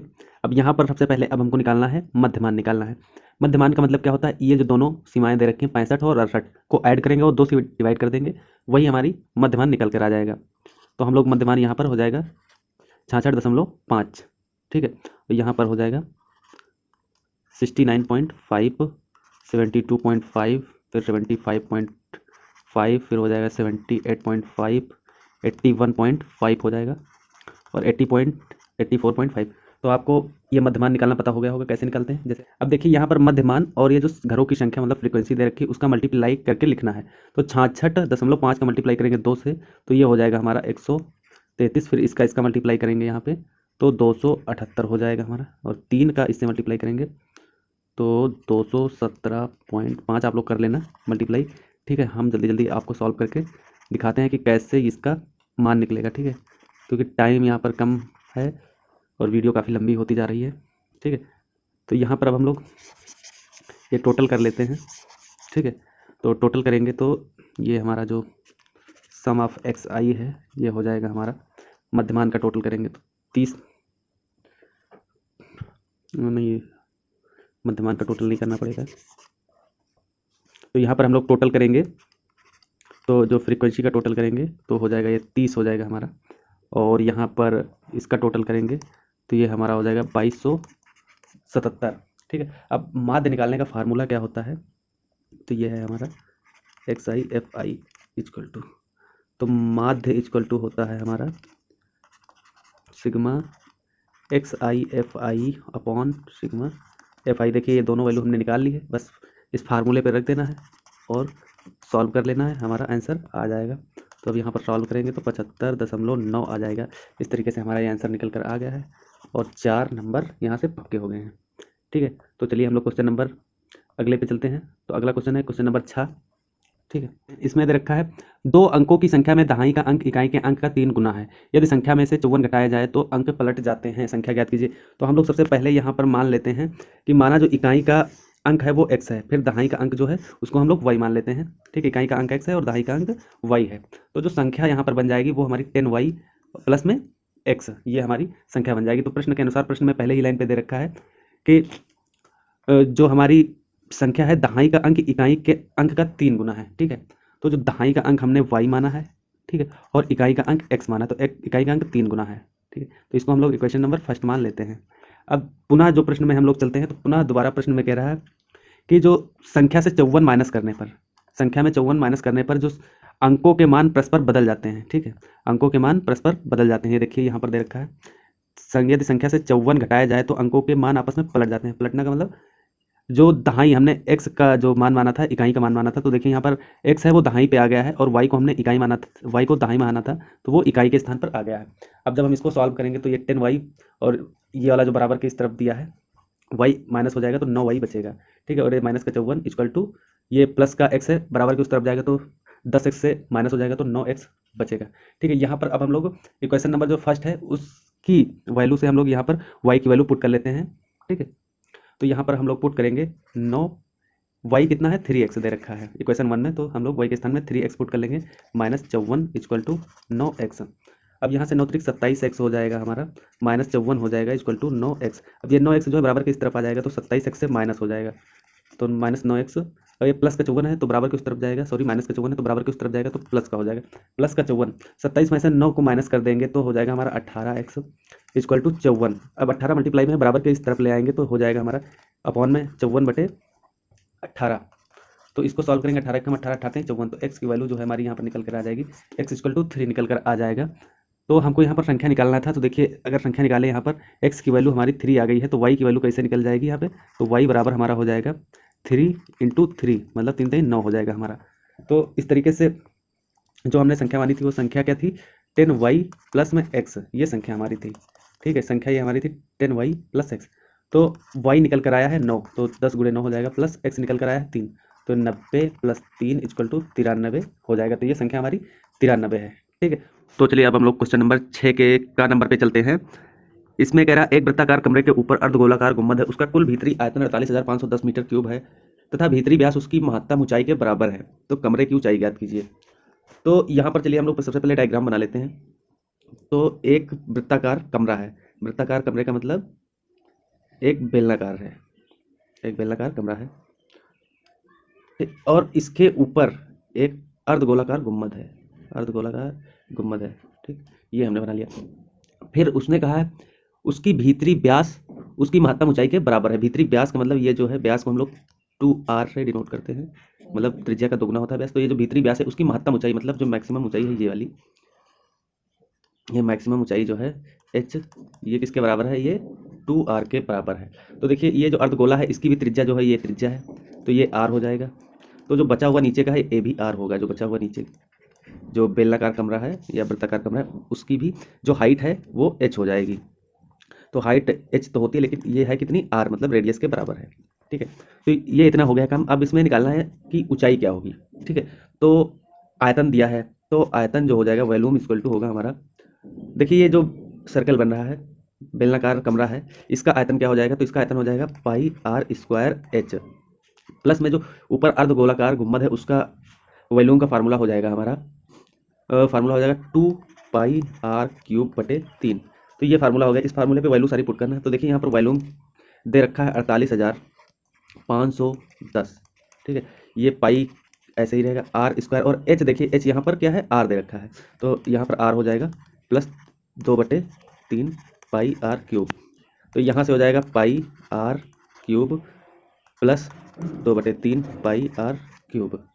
अब यहाँ पर हम लोग πr³ कॉमन ले लेंगे तो हमारा हो जाएगा पाई आर क्यूब कॉमन ले लिए तो यहाँ पर 1 बचेगा और प्लस में 2/3 बचेगा। अब इसको सॉल्व करेंगे तो हमारा हो जाएगा पाई आर क्यूब 3 एकम 3 प्लस 2 5/3 हो जाएगा और ये किसके बराबर है 48,510 के बराबर है। अब यहाँ से हमको आर क्यूब की वैल्यू चाहिए, ठीक है। तो अगर ये इस तरफ लिख ले और 5/3 बराबर 48,510, तो देखिए ये 3 अपॉन में इधर आएगा तो मल्टीप्लाई में हो जाएगा, ठीक, बराबर 48,510। तो ये 3 अपॉन में इधर आएगा मल्टीप्लाई में हो जाएगा और ये 5 मल्टीप्लाई में तो अपॉन में हो जाएगा, ठीक। यहाँ पर इतना हो गया। फिर आर क्यूब ये 22/7 है तो हो जाएगा 48 × 3/5। अब ये पाई की वैल्यू जब इधर आएगी तो पलट जाएगी, 22/7 का हो जाएगा मल्टीप्लाई में 7/22, ठीक है। अब यहाँ से सॉल्व करेंगे और आर क्यूब की वैल्यू निकालेंगे। तो यहाँ पर देखिए 5 एकम 5, 5 9 45, 7 25 35 और ये 2, तो इस तरीके से आया। तो यहाँ हो गया 9,702 × 3 × 7 और नीचे बचा 22। अब इसको सॉल्व करेंगे तो 22 एकम 22, 22 चौक 22, ये इतनी बार जाएगा। फिर अब देखिए यहाँ पर जो 441 है इसका हम लोग गुणनखंड कर लेते हैं। तो ये 3 से जाएगा तो 147 हो जाएगा, फिर 3 से जाएगा तो ये हो जाएगा 49, फिर 7 से जाएगा तो ये हो जाएगा 7 7 49, फिर 7 से। तो इस तरीके से तो हम लोग लिख सकते हैं 141 को 3 × 3 × 3 × 7 × 7 और ये 3 × 7 पहले ही दे रखा था तो हो जाएगा 3 × 7। तो यहाँ पर आर क्यूब दे रखा है। तब अब आर निकालने के लिए 3 3 के पेयर, देखो 3 का पेयर बन रहा है 3 बार, ठीक है। 3 का पेयर 3 बार बन रहा है। ये यहाँ पर देखिए 1 2 3 यहाँ पर है, ये एक्स्ट्रा लिख गया था, और तीसरा 3 ये वाला यहाँ पे लिखा गया है। 7 का देखिए भी 3 का जोड़ा 1 बन रहा है तो हमारा आर निकल कर आ जाएगा 3 × 7 तो हो जाएगा 7 3 21। बट हमको हाइट निकालनी है तो हम लोग हाइट देखिए, हाइट जो थी वो क्या थी, व्यास के बराबर थी, ठीक है। जो मातम हाइट थी वो व्यास के बराबर थी, मतलब 2r था। तो यहाँ पर r निकल कर आया है 21 सेंटीमीटर, सॉरी 21 सेंटीमीटर में दिया है। तो यहाँ पर हाइट हमारी हो जाएगी 21 दूना 42, 21 दूना 42। तो इस तरीके से हमारी हाइट जो है 42 सेंटीमीटर निकल कर आ जाएगी, ठीक। तो ये हमारा आंसर हो गया। 42 मीटर में दे रखा तो मीटर होगा, देखो मीटर में है तो 42 मीटर हाइट हो जाएगी हमारी, 42 मीटर। तो चलिए क्वेश्चन नंबर हम लोग नेक्स्ट पे चलते हैं। अगला क्वेश्चन ये है, तो इसमें दे रखा है एक प्रकाश स्तंभ के शिखर से देखने पर समुद्र में 2 जहाजों के अवनमन कोण क्रमशः 30 डिग्री तथा 45 डिग्री है। यदि प्रकाश स्तंभ के एक ही ओर एक जहाज दूसरे जहाज के ठीक पीछे 50 मीटर की दूरी पर है तो समुद्र तल से प्रकाश स्तंभ की ऊंचाई ज्ञात कीजिए। तो चलिए इसका सबसे पहले हम लोग डायग्राम बना लेते हैं। ये हाइट एंड डिस्टेंस है, इजी क्वेश्चन है, हो जाएगा। तो ये प्रकाश स्तंभ हो गया हमारा, ठीक है। ये प्रकाश स्तंभ है। तो यहाँ से देखने पर अवनमन कोण 2 बन रहे हैं। तो अवनमन कोण जो पहला अवनमन कोण बन रहा है वो 30 डिग्री का बन रहा है, ठीक है, वो 30 डिग्री का बन रहा है।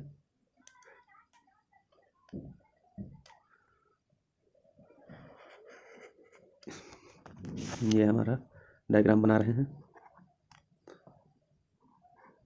ये यहाँ से 30 डिग्री का है अवनमन कोण, ठीक है। तो यहाँ पर भी 30 डिग्री का बनेगा कोण, क्योंकि यहाँ पर 30 है तो यहाँ पर भी 30 बनेगा। फिर दूसरा अवनमन कोण बोला गया है एक 45 डिग्री का है, तो ये 45 डिग्री यहाँ पर लगभग आएगा। तो इस तरीके से 45 डिग्री जो होगा तो यहाँ 45 बनेगा, तो यहाँ पर भी 45 डिग्री बनेगा। अब कैसे बनेगा, जैसे कोई 2 समांतर रेखाएं होती हैं तो अगर इस तरीके से काट रहा है तो यहाँ वाला एंगल इसके बराबर होगा, तो उसी माध्यम से, और यहाँ वाला एंगल भी इसके बराबर होगा, और ये दोनों आपस में बराबर होंगे। तो इस थ्योरम से हमने इसको एंगल बराबर किए हैं, ठीक है। तो यहाँ पर हम लोग प्रकाश स्तंभ की जो ऊंचाई है उसको हम लोग x मान लेते हैं, ये x मीटर है, ठीक है। तो देखिए ये 45 डिग्री है, ये 90 डिग्री है। तो ये 2 त्रिभुज बन रहा है ए बी सी में, तो ए भी हमारा x होगा, ये वाला x ही हो जाएगा, ठीक। ये भी x हो जाएगा क्योंकि ये समद्विबाहु त्रिभुज बन रहा है, त्रिभुज ABC। तो समद्विबाहु त्रिभुज की दोनों भुजाएं आपस में बराबर होती हैं। फिर इसमें कह रहा है कि एक जहाज दूसरे जहाज के ठीक पीछे 50 मीटर की दूरी पर है, ठीक है। तो जो पहला जहाज़ यहाँ पर है, ये पहला जहाज़ मान लेते हैं यहाँ पर है और दूसरा जहाज़ यहाँ पर है, तो इन दोनों जहाज़ों के बीच की दूरी जो है वो 50 मीटर है, 50 मीटर है, ठीक 50 मीटर है। तो अब इसमें हमको प्रकाश स्तंभ की ऊंचाई निकालनी है, तो यहाँ पर केवल एक फार्मूला लगेगा और हमारा आंसर आ जाएगा। तो यहाँ पर अगर हम लोग फार्मूले की बात करें तो हम लगाएंगे यहाँ पर formula tan theta equal to होता है हमारा लंब बटे आधार, ठीक है। तो यहाँ देखिए आधार पूरा दे रखा है, आधार हो जाएगा हमारा x प्लस 50, ठीक है। तो हम लोग tan 30 अंश से सॉल्व करते हैं इसको, तो tan 30 से सॉल्व करेंगे इसको, तो हमारा हो जाएगा थीटा जब 30 लेंगे tan 30 डिग्री इक्वल टू, अब लंब हमारा हो जाएगा, लंब देखिए x है, ठीक है, यहाँ पर लंब x है और आधार हमारा x प्लस 50 है, तो x प्लस 50 है। अब इसको सॉल्व करेंगे हम, तो tan 30 की वैल्यू होती है 1/√3 बराबर x अपॉन x प्लस 50। अब इसको हम लोग सॉल्व करेंगे, यहाँ से क्रॉस मल्टीप्लाई कर लेंगे, तो हमारा हो जाएगा x plus 50 equal to √3x, ठीक है, √3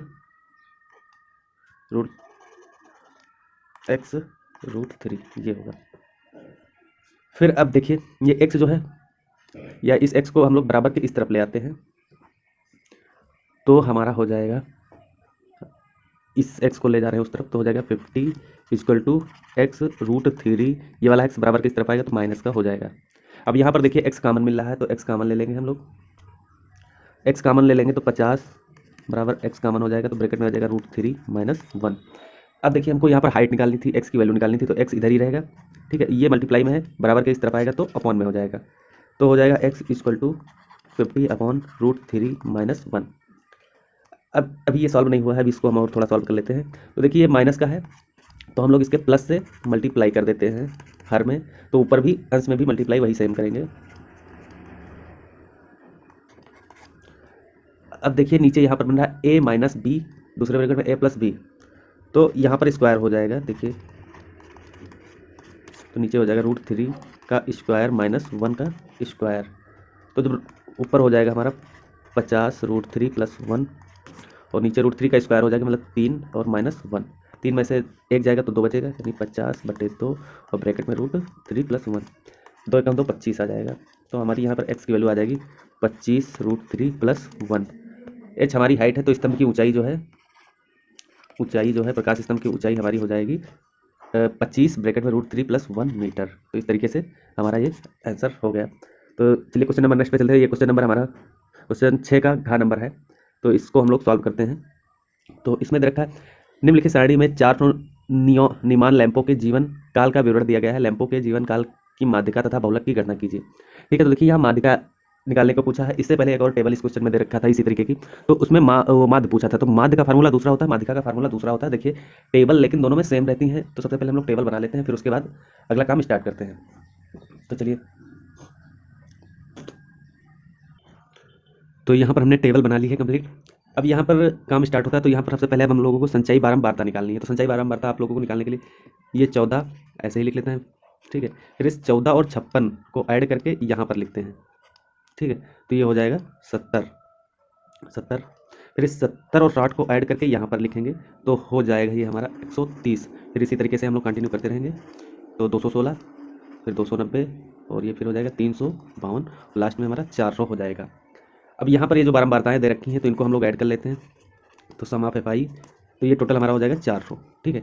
इसी को हम लोग N भी कहते हैं, कैपिटल N के नाम से भी इसको जानते हैं। अब यहाँ पर काम स्टार्ट होता है संचयी बारंबारता से, और तो अब बारी है संचयी बारंबारता निकालने की। तो सबसे पहले हम लोग यहाँ पर n/2 निकाल लेते हैं, तो n/2 हमारा हो जाएगा 400/2 बराबर 200। अब 200 आया है, ठीक है। तो संचयी बारंबारता हम लोग किसको लेंगे, तो 200 से बड़ा है, ठीक है। जस्ट देखेंगे 200 से बड़ा इसमें क्या है, तो यहाँ पर अगर बात करें तो 216 200 से बड़ा है, ठीक है। तो 200 से बड़ा है, तो इसके जस्ट ऊपर वाला जो टर्म होगा वो हमारा CF हो जाएगा। तो देखिए ये 200 से जस्ट ऊपर वाला जो है ये 130 है, हम लोग इसको संचयी बारंबारता लेंगे, जो फार्मूले में भी रखना होगा, ठीक है। अब फिर यहाँ पर एक और चीज़ की आवश्यकता पड़ेगी माध्यिका निकालने के लिए, L की। मतलब तो ये जो हम 216 लिए हैं, 216 के साथ में देखते हैं हम लोग इसमें लोअर लिमिट क्या है, तो यहाँ पर देखिए ये 3000 लोअर लिमिट है इसकी। तो एल जो है हमारा स्मॉल एल यहाँ पर हो जाएगा, स्मॉल एल जो है वो 3000 हो जाएगा, ठीक है। और सी एफ हमने यहाँ पर निकाल ही लिया कि 130 सी एफ लेना है, सी एफ 130 लेना है। n/2 जो होगा वो 200 होगा, 200 से जस्ट जो बड़ा है तो 216 है, और 216 से जस्ट ऊपर वाले को हम लोग सी एफ लेंगे। तो यहाँ पर सी एफ हो जाएगा 130 हो गया है सी एफ, ठीक है। अब हमको यहाँ पर एच की जरूरत पड़ेगी, मतलब क्लास साइज जिसको हम लोग बोलते हैं। तो एच क्या होता है, इन दोनों देखो जो आवर्त दे रखे हैं इनका डिफरेंस कितना है, 1500 से 2000, 2000 से 2500 से 2500 से 3000, मतलब डिफरेंस हमारा जो क्लास साइज है वो 500 है। तो यहाँ पर जो एच है वो एच हमारा हो जाएगा 500, ठीक है। अब माध्यिका का फार्मूला हम लोग लिख लेते हैं, सारी वैल्यू लगभग हमने निकाल ली है। फिर माध्यिका का फार्मूला लिखकर उसमें सारी वैल्यू पुट करना होता है। तो देखिए यहाँ पर होता है एल प्लस ब्रैकेट में n/2 minus C F upon M F, और ब्रैकेट के बाद मल्टीप्लाई में एच। तो यहाँ पर देखिए सारी वैल्यू दे रखी है। एल हमारा ये 3000 है, एन 400 है, और एच 500, सी एफ 130 है। तो यहाँ पर ये सारी वैल्यू पुट करेंगे और हमारा आंसर निकल कर आ जाएगा। तो चलिए पुट करते हैं। तो एल की वैल्यू हो जाएगी 3000 प्लस n/2 200 है, माइनस सी एफ 130 है, और हमारा एफ जो है वो 86 है। अब एफ हाँ देखते हैं किसको लेंगे। तो एफ जो है ये 400 एफ आई है, सम ऑफ फ्रीक्वेंसीज, लेकिन केवल एफ हमको इस 86 को ही लेना है, ये एफ है 86, ठीक है। तो जो लोअर लिमिट है उसके सामने वाले बारंबारता को हम लोग एफ लेंगे, ठीक है। तो ये हमारा 86 हो जाएगा, एफ 86, और एच जो है वो हमारा हो जाएगा 500। अब इसको सॉल्व करेंगे तो हमारा हो जाएगा ये 3000 प्लस 200 से 130 जाएगा तो 70 बचेगा, और बाहर वाला ये 500 अंदर आ जाएगा, 500 और अपॉन में 86। अब इसको हम लोग सॉल्व करते हैं। तो सॉल्व करने पर आप लोग भाई लोग इसको सॉल्व कर लेना, तो हम थोड़ा स्पीड में कर रहे हैं। तो ये हमारा हो जाएगा 8600। अब इसको सॉल्व करेंगे हम लोग तो ये हमारा निकल कर आएगा 406.976। अब इसको जब ऐड करेंगे 3000 में तो हमारा हो जाएगा 3406.998। इस 6 को हटाएंगे तो 7 का 8 हो जाएगा। तो इस तरीके से जो हमारी माध्यिका निकल के आई ये हो जाएगी माध्यिका। तो इस तरीके से हमारा ये आंसर हो गया, ठीक है। तो ये हमारा क्वेश्चन नंबर कंप्लीट हो गया है। अभी इसमें बहुलक भी पूछा है, बहुलक क्या होगा। तो बहुलक देखिए, बहुलक में देखते हैं सबसे ज़्यादा फ्रीक्वेंसी किसकी है। तो यहाँ पर देखिए लैंपों की संख्या को ही हम लोग फ्रीक्वेंसी माने। तो देखिए यहाँ पर जो 86 है, ये 86 सबसे ज़्यादा बार है। तो सबसे ज़्यादा बार है तो ये हमारा 3000 से 3500 ये बहुलक हो जाएगा। तो फ्रीक्वेंसी देखिए, बहुलक के लिए हम लोग फ्रीक्वेंसी देखते हैं। तो एफ जो है वो 86 है यहाँ पर, तो बहुलक जो हो जाएगा वो 3000 से 3500 बहुलक हो जाएगा, ठीक है। तो इस तरीके से बहुलक हो जाएगा, ये भी हमारा निकल गया। अब क्वेश्चन नंबर 7 बचा है, ये लास्ट क्वेश्चन है इस पेपर का। तो क्वेश्चन नंबर 7 का जो का नंबर है उस पर चलते हैं। तो इसमें पूछा है युगपत समीकरणों के युग्म 3x + y - 12 = 0 है तथा x - 3y + 6 = 0 को ग्राफीय विधि से हल कीजिए तथा उस त्रिभुज का क्षेत्रफल भी ज्ञात कीजिए जो रेखाएं x अक्ष से बनाती हैं। तो ये देखिए इजी क्वेश्चन है, 6 नंबर का है, हो जाएगा, आराम से करना है इसको कि गलत ना हो पाए, ठीक है। तो यहाँ पर जो पहली रेखा दे रखी है, रेखा समीकरण की जो रेखा है पहली रेखा, उसको हम लोग लिख लेते हैं x + y - 2 = 0। अब इस रेखा के जो निर्देशांक है वो हम लोग पहले निकाल लेते हैं, क्योंकि अभी हमको ग्राफ बनाना है। तो जो पहली रेखा है इसके निर्देशांक हम लोग निकाल लेते हैं, ठीक है। तो यहाँ पर अगर हम लोग बात करें, जब हम लोग x की वैल्यू 0 लेंगे, x 0 रखेंगे यहाँ पर, तो y हमारा निकल कर आएगा 12, ठीक है। और इसी समीकरण में अगर हम लोग y को 0 कर देंगे तो x की वैल्यू जो है निकल कर आएगी, वो हो जाएगी x = 4। तो यहाँ से जो निर्देशांक बन के आ रहे हैं वो हमारे हो जाएंगे 0 12, ये 0 है और ये 12 है, और दूसरा जो निर्देशांक है ये 4, 0 है, ये हमारे निर्देशांक बनकर आ गए हैं। ये पहली जो रेखा का समीकरण दे रखा उसके निर्देशांक हैं, निर्देशांक। अब इसी तरीके से हम लोग दूसरी जो समीकरण दे रखी है उसके भी हम लोग निर्देशांक निकाल लेते हैं। तो दूसरा जो समीकरण दे रखा है देखिए x - 3y + 6 है, तो हम लोग उसको लिख लेते हैं। तो यहाँ पर दे रखा है x - 3y + 6 = 0, ये दूसरी इक्वेशन है। इसके भी हम लोग निर्देशांक सेम उसी तरीके से निकालेंगे। तो यहाँ पर जब हम लोग x = 0 लेंगे, तब हमारा जो y निकल कर आएगा वो हमारा 2 निकल कर आएगा, y जो है तब हमारा 2 निकल कर आएगा। और जब y को हम 0 कर देंगे तब जो है x हमारा -6 निकल कर आएगा। तो यहाँ पर निर्देशांक हो जाएंगे हमारे, निर्देशांक हो जाएंगे हमारे 0, 2, और दूसरा निर्देशांक हो जाएगा हमारा 6, 0। तो अब इन जो चारों निर्देशांक हमको मिल गए हैं, इसको अब हम लोग ग्राफ पे ड्रा कर लेते हैं, ठीक है। तो निर्देशांक और जो ऊपर वाले निर्देशांक उनको भी हम लोग यहीं पर लिख लेते हैं। तो 0, 12 और 4,0। अब चलिए ग्राफ को बनाते हैं हम लोग। तो ये हमारा वाई एक्स है, ये एक्स अक्ष है, ठीक है। तो देखिए ज़्यादा से ज़्यादा इसमें 12 नंबर तक दे रखा है निर्देशांक, ठीक है। तो हम लोग जो पहला पॉइंट है ये ड्रा कर लेते हैं। ये जो पहला निर्देशांक है इसको देखते हैं ये कहाँ पर पड़ेगा। मतलब एक्स पर 0 है, वाई पर एक्स तो 0 हो गया, लेकिन वाई जो है वाई ये कितना है 2 है, तो ये हमारा मान लेते हैं यहाँ पर 2 है, ठीक है। ये 1 है, ये 2 हो गया, तो ये जो निर्देशांक हो जाएगा इसका, तो 0,2 होगा ये वाला पॉइंट। फिर ये दूसरा आप चलते हैं, ये वाला जो है 6,0, मतलब एक्स पर 6 है, प्लस का 6 है, तो हम लोग 1 2 3 4 5 और 6, यहाँ पर कोई पॉइंट है, इसको हम लोग मान लेते हैं, ये हो जाएगा 6,0, ठीक है। ये 2 पॉइंट मिल गए हैं हमको। अब ये पहली रेखा है, ठीक है, पहली रेखा के समीकरण है। सॉरी यहाँ पर जरा सी मिस्टेक हो गई है।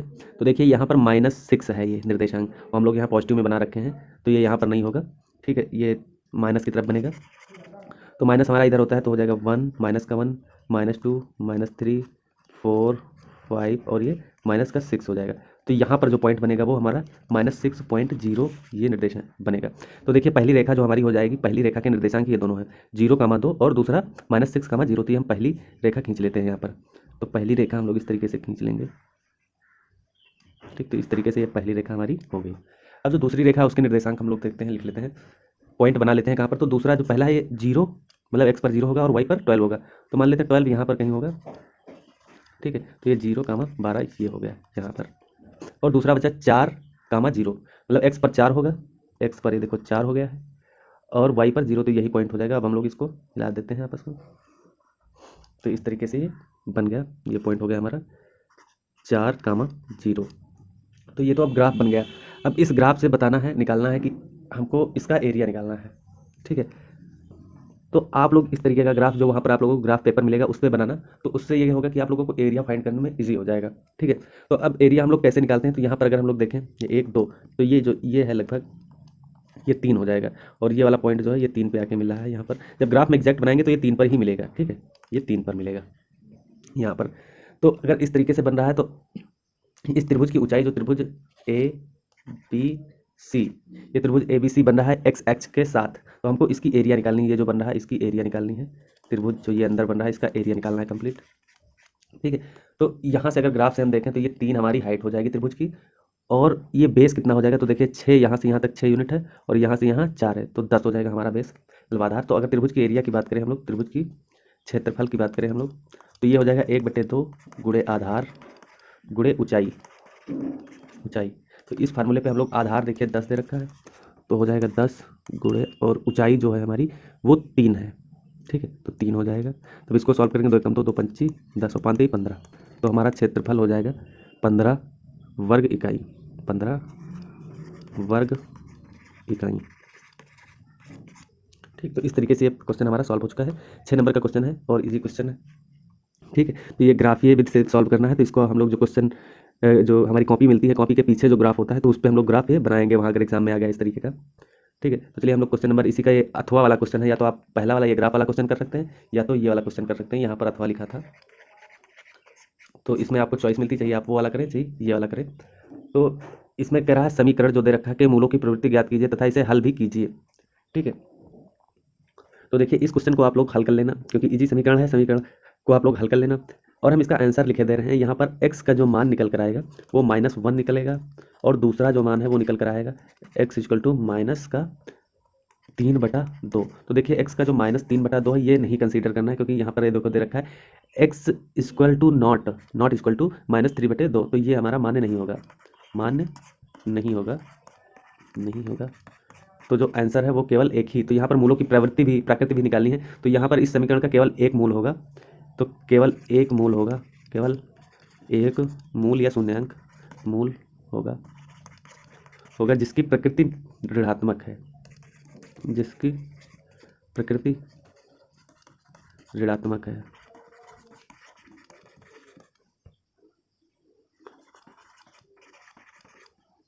तो ये क्वेश्चन हो जाएगा आप लोगों से। तो क्वेश्चन नंबर हम लोग अगले पे चलते हैं। तो ये क्वेश्चन नंबर हमारा 7वें का खा है। तो इसमें भी देखिए चॉइस को देखने को मिल जाता है, इसमें भी 2 क्वेश्चन होंगे।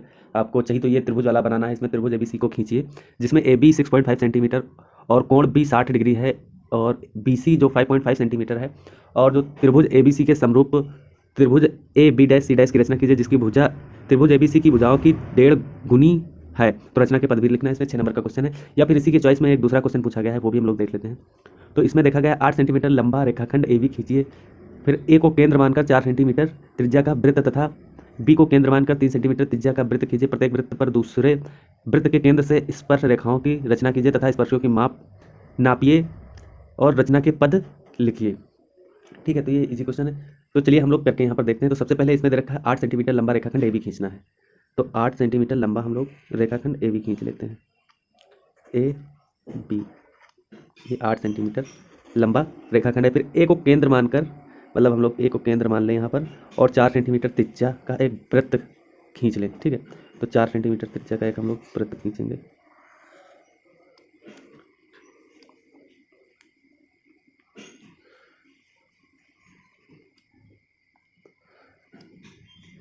आप लोग ड्राइंग पे मत ध्यान देना, देखिए ये स्मार्ट पेन टाइप पे है इसलिए ये दिक्कत हो रही, नहीं वैसे हमारी ड्राइंग बढ़िया है। अगर पेन पेंसिल से बनाना हो तो बढ़िया बनती है। फिर ये हमने 4 सेंटीमीटर का त्रिज्या मानकर एक वृत्त खींच दिया। फिर इसमें कह रहा है B को केंद्र मानकर 3 सेंटीमीटर को, B को केंद्र मानेंगे और 3 सेंटीमीटर का ये हम लोग 3 सेंटीमीटर का खींच दिए। अब इसमें स्पर्श रेखाओं की गणना करना है, तो सिंपल है। अब सबसे पहला काम हम लोग करेंगे, A और B की जो आधी दूरी है, मतलब आधी दूरी 4 है, तो 4 से थोड़ा ज़्यादा प्रकाल में चाप भरेंगे और AB रेखा का अर्धक करेंगे। तो इस तरीके से यहाँ पर और यहाँ पर अर्धक हो जाएगा। ठीक, तो जो रेखा होगी वो यहीं से होकर गुजरेगी। ठीक, तो इस तरीके से अब इसको केंद्र मानकर एक सर्कल बना देंगे। इस तरीके से सर्कल बन जाएगा जो AB बिंदु से होकर गुजरेगा। ठीक है, अब इसमें करना क्या है, अब हमको एक के केंद्र से दूसरे जो वृत्त है उस पर स्पर्श रेखा खींचनी। तो ये जो पॉइंट है इससे और इसको A से मिलाना है, तो ये हमारी स्पर्श रेखा हो जाएगी, ये स्पर्श रेखा हो जाएगी।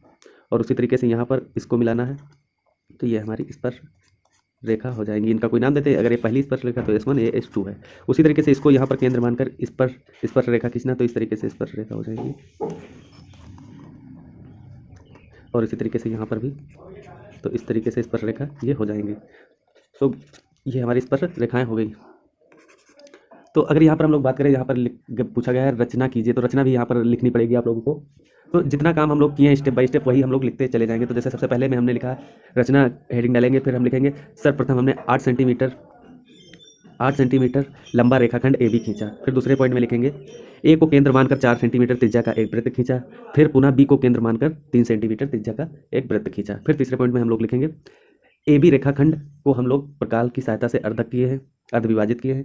फिर अर्धविभाजित जो बिंदु है उसको केंद्र मानकर एक हम वृत्त खींच दिए हैं जो A और B बिंदुओं से होकर गुजरता है। ठीक है, फिर जो सर्कल, जो छोटा सर्कल है, वृत्त है, उस पर एक पॉइंट S1 कट रहा है और एक पॉइंट S2 कट रहा है। A को S1 से मिलाया और A को S2 से मिलाया, तो इस तरीके से हमारी 2 स्पर्श रेखाएं केंद्र से दूसरे वृत्त पर खींच गई। उसी तरीके से बड़े वाले वृत्त पर हमने स्पर्श रेखाएं खींची और B को S3 से मिलाया और B को S4 से मिलाया।